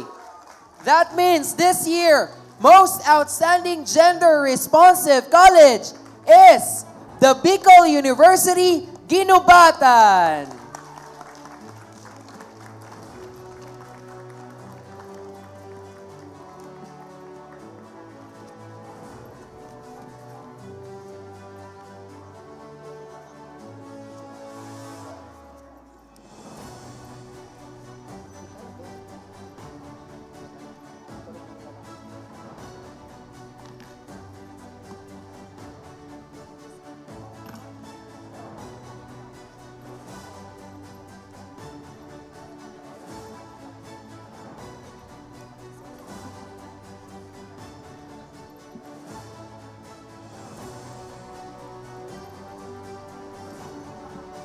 Once again, our most outstanding gender-responsive college, the Bicol University, Ginubatan.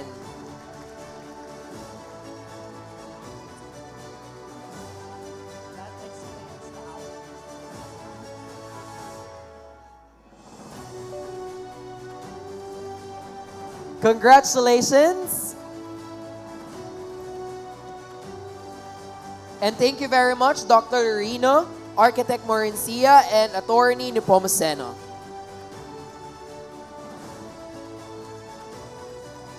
And that concludes the 2025 Magadion Awards.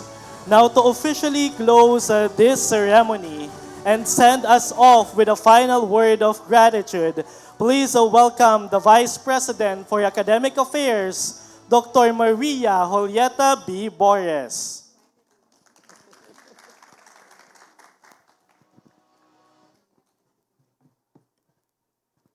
I think this is the most awaited moment in this program, having been held here for like 5 hours. We started at 1 p.m. because at the end of the day, it's 5 o'clock. Distinguished officials of the university who are here, and of course to our honored guest, our Undersecretary, Assistant Secretary for Countryside Development, DOST. I'm so much honored to meet you, ma'am. Engineer Maria Teresa B. D. Guzman, a proud Bicol University alumna. Palakpakan ulit natin si madam. Papabalikan natin dito si madam for more engagement with Bicol University. To our guests from the DOLE, CHED, the officials who are here, and of course, the beautiful people, the amazing people who are supporters of the gender and development. This beautiful event is not only to justify our 5% allocation from our budget, right, Sir Noel? But we put so much meaning in this Magadion Award. Sabi ni Madam Di Guzman, masyadong bongga naman yung gender activity natin. That's how we take gender and development so seriously in Bicol University. Not just to give justification to the 5%, Sir Noel, but to really support the culture of the gender, supporting gender and development, because that is our main business. So as we come close to this meaningful celebration, allow me to express my sincerest appreciation to Bicol University Center for Gender and Development, under the leadership of the goddess, Dr. Noel Arafer. Palakpakan natin. For organizing the 2026 Magajon Awards and celebration of National Women's Month. Sitting here for almost 3 hours because I came in late, by the way. I already had so much inspiration. Not only inspired by the awards that you receive, but listening to the great speakers this afternoon. We have had so much inspiration that we got listening to their speeches. This year's call, Filipina, Lead Like Babaylan, reminds us of our roots, the Babaylan as healer, guide, nurturer, and community leader. In many ways, all women are babaylans in their own rights, navigating challenges, shaping spaces, and leading in ways that are both seen and unseen. In classrooms, offices, homes, and communities, women continue to fight their own battles, lead with purpose, and create ripples of change. And today, we also recognize that this journey is not women's alone. We celebrate all individuals, women and men, who choose to see, support, and uplift this leadership. For gender equality is not a solitary pursuit. It is a shared responsibility. The Magajon Awards, in essence, is more than a recognition. It is a reflection of this collective spirit.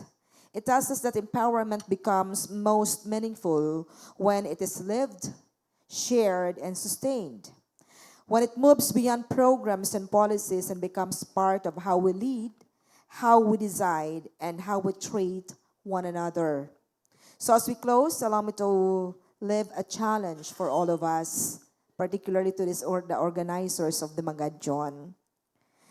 How do we continuously embody the Babaylan spirit in our everyday choices, in the way we listen, include, mentor, and lead? And how do we ensure that the spaces we create today will empower even more voices tomorrow? May we carry forward not only the inspiration of this event, but also a renewed commitment to lead with courage and to act with compassion and to build communities where everyone is empowered to thrive. Once again, congratulations to all our awardees. And thank you everyone who made this beautiful celebration happen. Let us continue to lead like the Babaylan. Good afternoon. Thank you so much, Dr. Maria Julieta B. Borges, for that message.